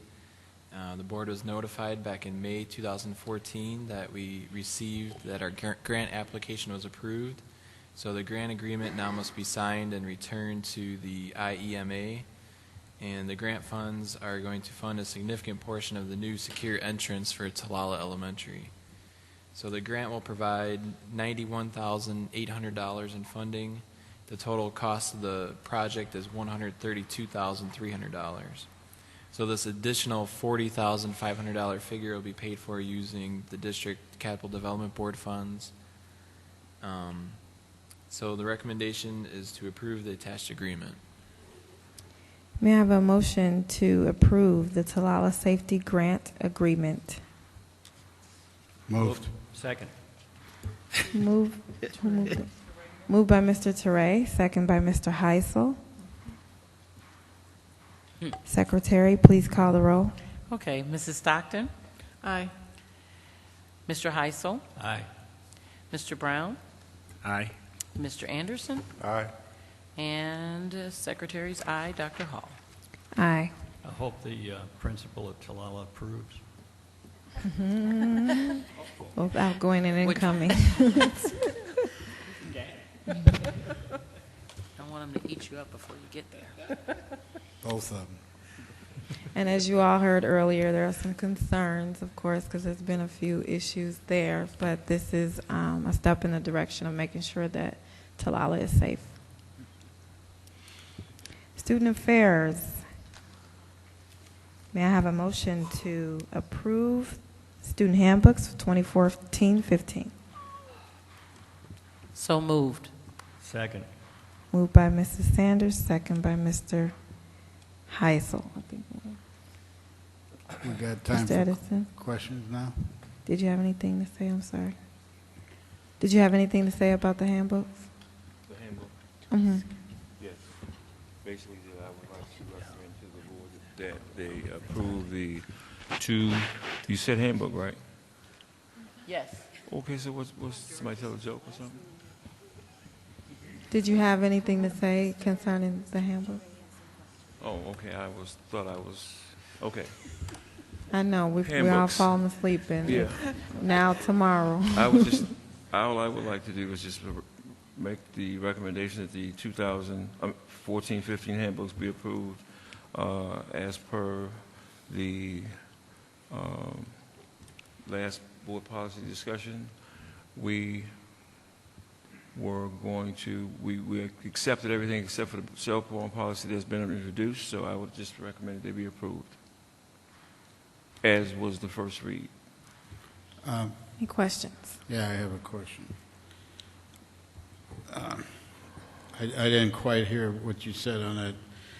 We had that huge issue over the cell phones last year, and does the board policy mirror handbook policy? So So there's no mirrors it. confusion. Has that all been corrected? It mirrors it identically, and it's all been corrected. It's identical, and And it- everybody's on board with it. And it references it, Mike, in the handbook 6.50, and there's a reference like we agreed to that references what the board policy is. So if a person looks at 6.50 in their handbook, then goes to board policy 7.193, they say the same thing. Okay. Okay. That leads me to a question. I don't know if I can ask it now, or do I have to wait for new business? It's concerning the cell phones or the handbooks? It's concerning having enough time to read all this information. Oh, well, new business. We do that on new business? Yeah. Okay.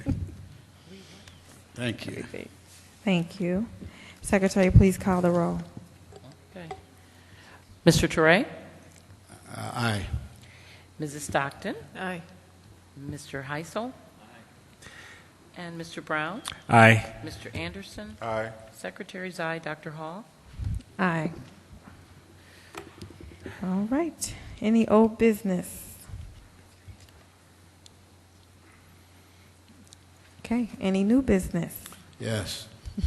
I want to talk about, the board packet is voluminous. It's like reading an encyclopedia, and we get it like a day before the meeting, 2 days before the meeting. I would like to discuss why we cannot get this documentation, say, the Wednesday before the Tuesday meeting, to have an opportunity to read this information thoroughly and ask the appropriate questions of the people, because trying to read all this in one sitting is a lot to digest and to get the questions out there. I don't think we're doing the public the right service by rushing through all this stuff and not being able to thoroughly digest it. I don't understand why we cannot get this information 4 or 5 days before the meeting and be able to review it all and understand everything and ask the appropriate questions. That's the new business. Well, I can address that to a certain extent. Well, part of the issue is the amount or the volume that is in any particular board packet. From month to month, they vary as far as the size and what's taking place. But the majority of the items that are in the board packet take place during committee, which we have the committee meetings throughout the month. And we also provide the FYIs for the board FYIs and the committee documents for the FYIs before each committee meeting. And those same documents, if recommended through committee, are the same ones that will appear within the board packet. So that information is out there. It's just not out there specifically in the full packet until the packet is completed. The final point is that it does take a considerable amount of time to put those packets together. And a lot depends on the dates and schedules of those committee meetings and so forth. So it can vary as far as the amount of time that it takes to put those things together. We try to get those out to you the week prior to the actual board meeting. And again, you know, that's something that you may take up once your new superintendent is in place and see if maybe he or she could come up with a quicker way, but this is the only way that we know at this particular point. Terry, please clarify the date that the packet is sent out. I usually try to get it out on the Thursday before the Tuesday meeting. There were several last-minute decisions and so forth that were in the process of being made, and so this past time I This was particular trying to time. get it out until Friday. But normally it is released on Thursday prior to my departure from the office. Okay. You know, and I understand clarity on that we have committees, what you just said, Dr. Edison, but I'm not on every committee. None of us are on every committee. We get a little briefing of what went on, but I can't sit at every committee meeting. And, you know, I would highly encourage that we get this documentation a lot earlier to go over it all and make an educated, informative vote on these things. I'll reiterate, I don't think it's serving the public to get it.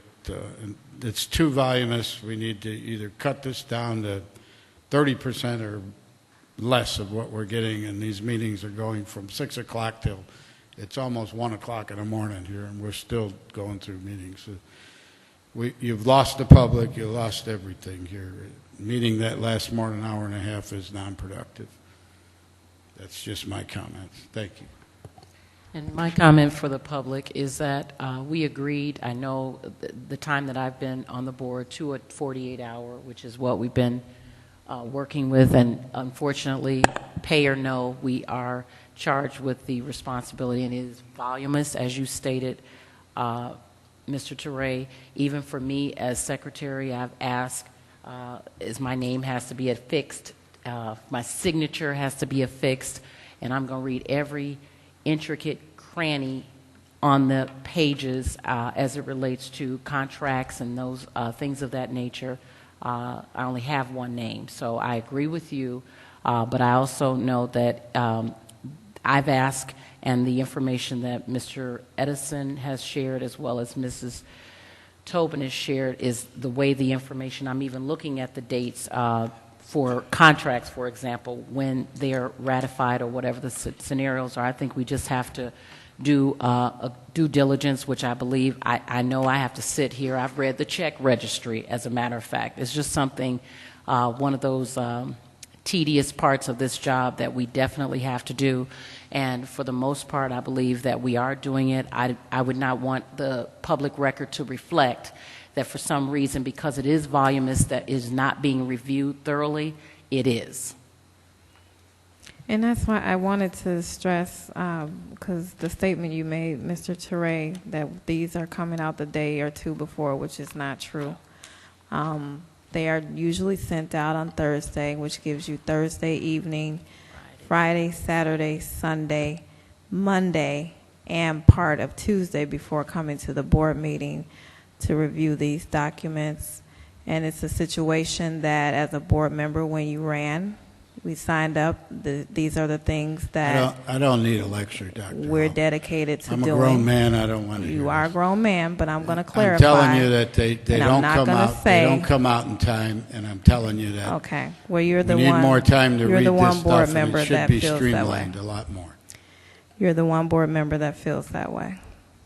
Okay, we need to schedule committee That'll change dates. in 6 months. Committee dates. Personnel.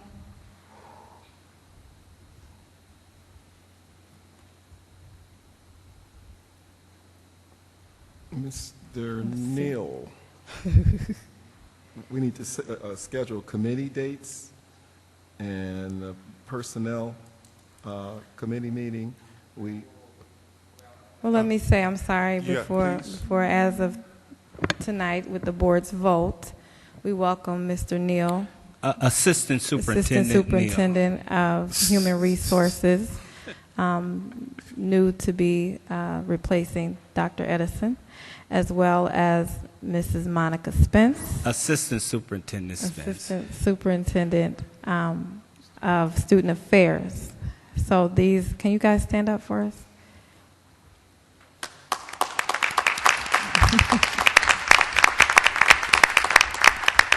So these are the two new faces that the public will be seeing sitting up here with the board. So thank you all. So we do need to schedule some committee.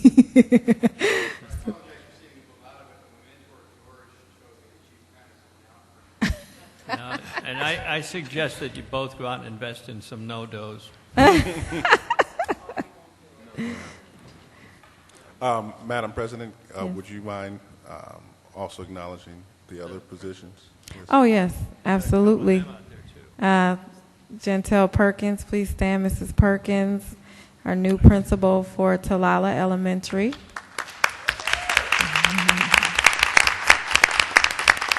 Mr. Brian Main, new principal for our 6th grade center.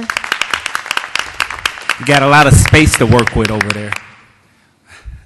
And Mr. Brian Wortell, he's our director at MEC.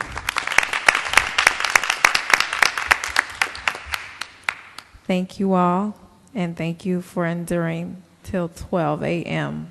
With us this evening. So, do we want to wait to schedule? He needs to check his. Okay. Oh, he's pulling out. Okay.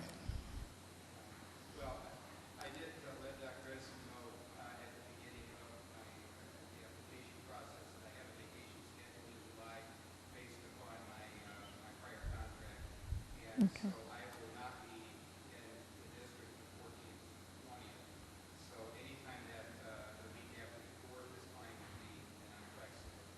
Oh, did you read your contract? Well, oh, okay. Well, that's a good answer because assistant superintendents do not get vacation. The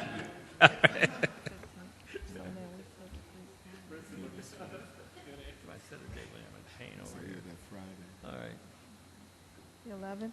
The 11th, are you? July 11th. 11th? Am I here? No, I can't do the 11th. I can't do it. Friday the 11th for what, personnel? I'm unemployed then, I don't know. That might be down at the end of the month.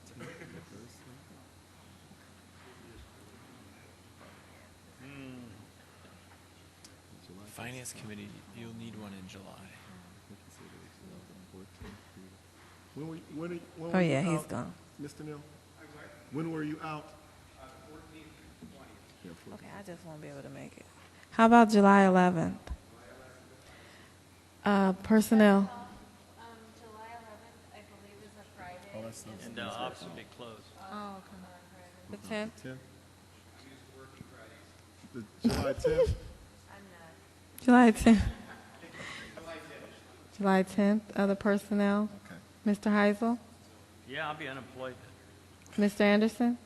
July 10th? I believe so. You know, my son was chosen to be one of the ambassadors, young junior ambassadors for Balmoral, so we leave, I think, on July 11th, so I think the 10th is okay. Okay, Mr. Brown? July 10th for personnel meeting? Mm-hmm. Okay.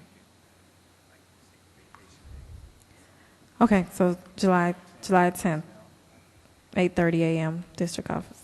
Terry, oh yeah, we got the old Finance. press that we didn't touch, That's right? Thursday. We got the press that we didn't touch. Okay, Finance Committee. Finance, we may have to look at having a special board meeting on that date because we're looking to approve the Talala vestibule security. And we want them to get started as soon as possible. Okay.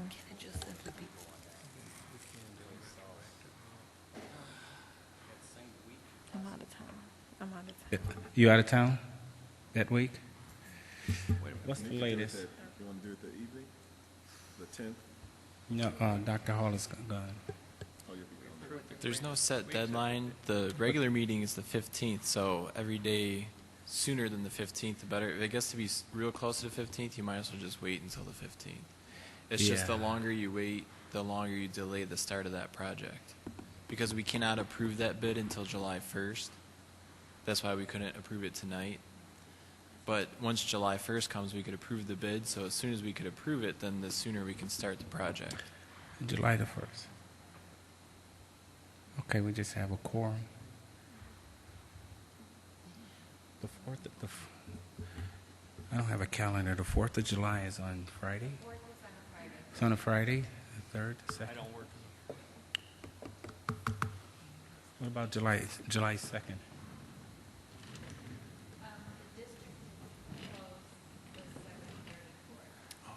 What, you guys got banker hours? What? Jeez. Okay, the 2nd, 3rd, and 4th closed. I was looking to take my first vacation in 25 years. The next week. Can we do? Okay, what about the 1st? Can we do a consensus phone on the board to get it and then make a retroactive vote at the July board meeting? It's not illegal and it has been done. Sorry. Can you repeat? Take a consensus vote of the board for what we have to do to pass to start the construction. We could do that July 1. Once the consensus is approved across the board, then go ahead and do it and take the official vote then at the July board meeting. So is that sort of like we did when we didn't have July board meetings? We posted. Yep. Okay. Yeah, we did it ahead of time.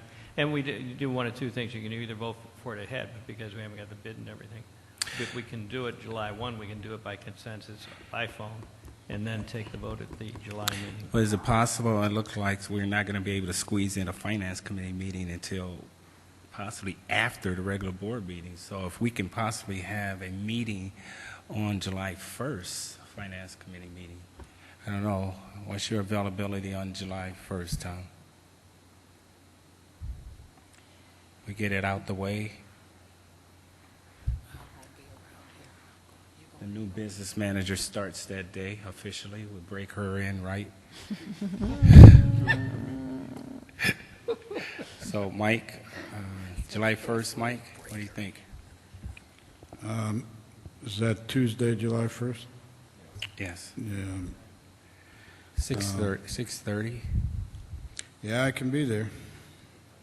And if we have a quorum there, and Dr. Hall, I believe, will not be able to be there, and Ed.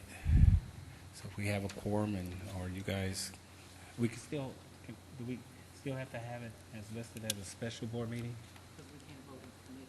Right. Okay.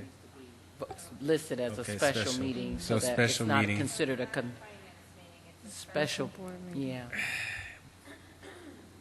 Can it be a special board meeting and we conduct our finance issues there? The only other agenda item will be to discuss the FY15 tentative budget, Okay. which is already prepared and I sent to the board. Right. You could review that at the Finance Committee meeting, ask any questions, and then adopt the tentative budget at the July board meeting on the 15th. On a special meeting. This, what we consider a special meeting, we can have a finance committee meeting later on that month? Well, I think at the you could have your special board meeting and just approve the one bid, Or while you're there, you could also discuss the tentative budget just as an information report if you wanted to do that. Yeah, let's do One that. swoop. Special board meeting. Yeah, agenda to follow. July 1st. 6th. That's correct. Requesting all board members to attend if they possibly could. At least have a quorum of 4. Brown is chair of the finance committee and Dr. Hall. It's the special. Meeting. I will be on vacation, so. Denied. So there will be a need to designate someone to take notes. Our secretary. Okay. Okay, July 1st, special board meeting, 6:30. Okay, is there a need for a policy meeting? We have a press Okay. packet too. We didn't work George too hard, so we gotta do Now it it's by Monica's turn. So much for that vacation. So we usually do it on a Thursday. And right now, what looks great is, before the board meeting, the 10th of July. Okay, so that morning is the personnel meeting. That evening would be the policy. They have a morning? We got a personnel on the 10th. And I would not be there. Stenio, you can Oh, wait a tell minute, Ms. Spence 'cause what we need mood our they're committee. in by the time they get to her. Okay, let's go ahead with the, can you try the 7th? Of, That's the policy? The 7th, did you just say that? No, I said Hang on. that Monday before. What about the 14th? Oh, okay. I'm sorry. My co-committee person here says the 14th. Monday? Yeah. Okay. What You time? got that, Terry? 6:30. Ms. Sanders, you know, that's the day before the board meeting, Right. right?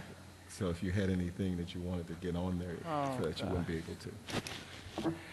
Well,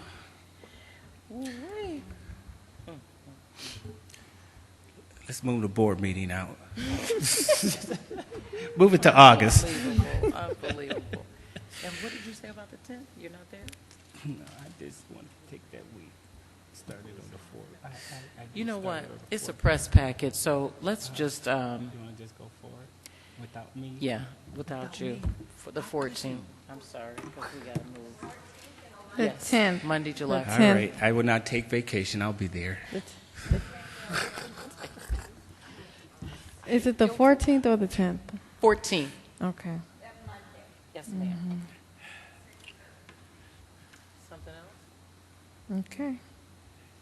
Terry, are And you okay? I will be on vacation. Denied again. please send us those days, vacation Send days. George to Send George. Take the minutes for me. He will be fishing. Okay, so I have personnel July 10th at 8 a.m., special meeting July 1st at 6:30 p.m. in place of the finance meeting, and board policy meeting on July 14th at 6:30 p.m. Okay? Right, okay, and we want to do an education committee?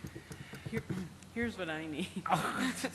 We have a PE waiver that needs a public hearing, and it has to be postmarked, I think it's by the 15th of August. So it can't be done at a regular board meeting, and it's not very long. We've done it every 2 years for the past Can't we couple do that times. in a half hour before the board meeting? Correct. So if we could... Before we start the meeting, If we that's all. could do that on the 10th, I'm not here on the 14th, so.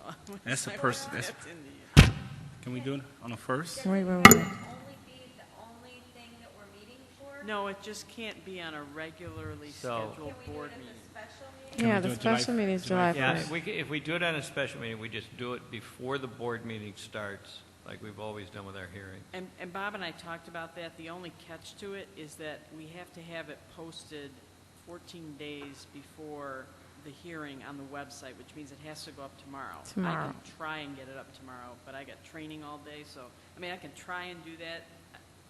Is there If I can someone you get can it up. designate to? Well, you get know, it up? I can get my secretary or whatever. I just need, it needs to get up. So that's, you know, I've got to do some other things. I've got 7-day notices that have to go out, but the 14-day critical one is the website. So, Okay.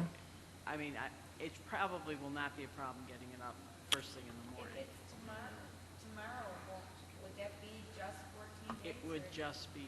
Well, today is the 18th, right? Yeah, I don't think, have it. no, I think we exhausted our time. That'll take us to July 2nd. We only got 30 days this month. Yeah, I it wasn't, think no, we no. were talking about the 2nd, so, yeah, so That's if not we really could do it 14 on the 10th. What did we say about the 14 days? It has to be posted. I'm not here on The 10th. July 1st would be Oh. the 14th day. 8:30. So we can do it then. So, is it on? July. Are we putting that on July 1st or no? No, that won't make it. We They don't. will not have For to the give us 14 notification. days from Why not? today. Today is the 18th. Yes. Yeah, 14 days will take us to like The 14th day, yeah. counting From what? today. No. Counting You have to today, post the it 18th. today by whatever time the meeting would be. So if it's 5:30, Okay. it has to be posted by 5:30 today. PM. Okay, Oh, by 5:30 today. We got that? right. Oh, today, this morning, today. Is that the See, and first? you can't post it today, so, I mean, it's midnight. What am I talking about? Today, the 18th. It is the 18th. Yeah. Posted by 6:30 today. That's still, is that 14 days? Well, they said do it prior to the board meeting, correct? I think we said we'd do a half hour early. Right, so whatever that time is. 5:30, So 6 if it's o'clock. 6 o'clock, it has to be posted by today, the 18th, by 6 o'clock PM, which is way after you go home anyway, right? You go home or whatever. Is that 14 business days or calendar days? It's calendar days. Calendar days. Mm-hmm. The other option, we have to have it postmarked by the 15th of August. The other option is if we have a finance committee meeting the very beginning of August, we could attach it to that without having to set up a special. Oh, then I'll pass it on. But then we're cutting it close, and I can just, sooner we can get it done, Mhm. the better. It's our last time to do this. 13. So you count today, I guess. 18, 19, 20. Board meetings in July.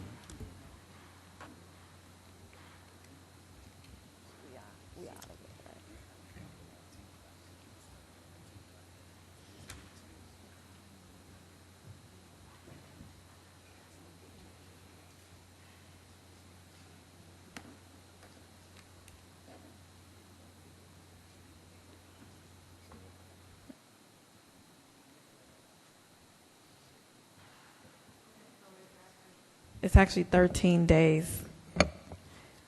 Because July 1st would be the 14th day, but it has to be 14 days prior Right. to it. So we've missed that deadline. Right. So could we do it on the 10th? And what, it just has to be a hearing, there's no voting, right?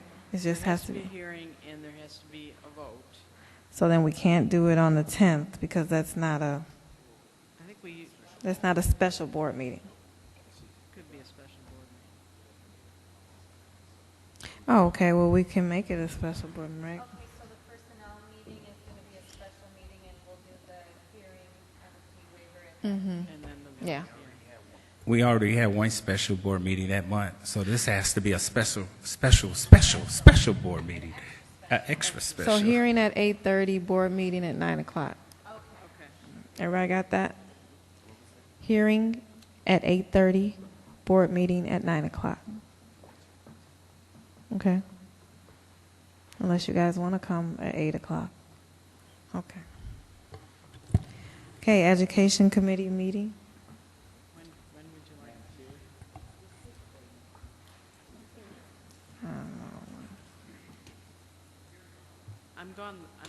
I'm gone the week of the 21st. Okay. July the 15th is our regular board meeting. How is Monday the 14th? Are we doing that? What's doing? Oh, no, you guys are. Can you do it in a day? No? Okay. What do we need? Why don't we set one at the July meeting? Yeah, let's do that. Yeah. Why don't we This would wait be really till difficult. the July meeting? Because Maybe we could we've meet got that so many- week of the board meeting. So maybe the board meeting is the 15th. Maybe we can do the 16th or the 17th. Can you do that, Mary? Yeah. 16th? Mm-hmm. Okay. So that's the Education Committee meeting, July 16th. So we have Monday, Tuesday, and Wednesday, right? 3 days. If you're on all committees. 6:30. That's too much. July 16th. That's too much. 16th at 6:30. Mr. Brown said that's 3 meetings that week for him. Monday, Tuesday, and Wednesday, just Monday, there. Tuesday, Wednesday. Then my 2 staff meetings on my 9 to 5. I'm meeting out. Okay. All right. Mrs. Tobin, please send those dates out to everyone. I sure will. Thank you. Can I have a motion to adjourn? Moved. Second. Moved by Mrs. Sanders, second by Mrs. Stockton. All those in favor say aye. Aye. Aye. All those opposed say nay. Okay, good night. What about my happy birthday? It is now officially Mr. Anderson's Big 50th, Yeah, I believe milestone. 40th birthday. 40th birthday. Happy birthday to you. Happy birthday to you. Happy birthday, Mr. Anderson. Happy birthday to you. All right. And that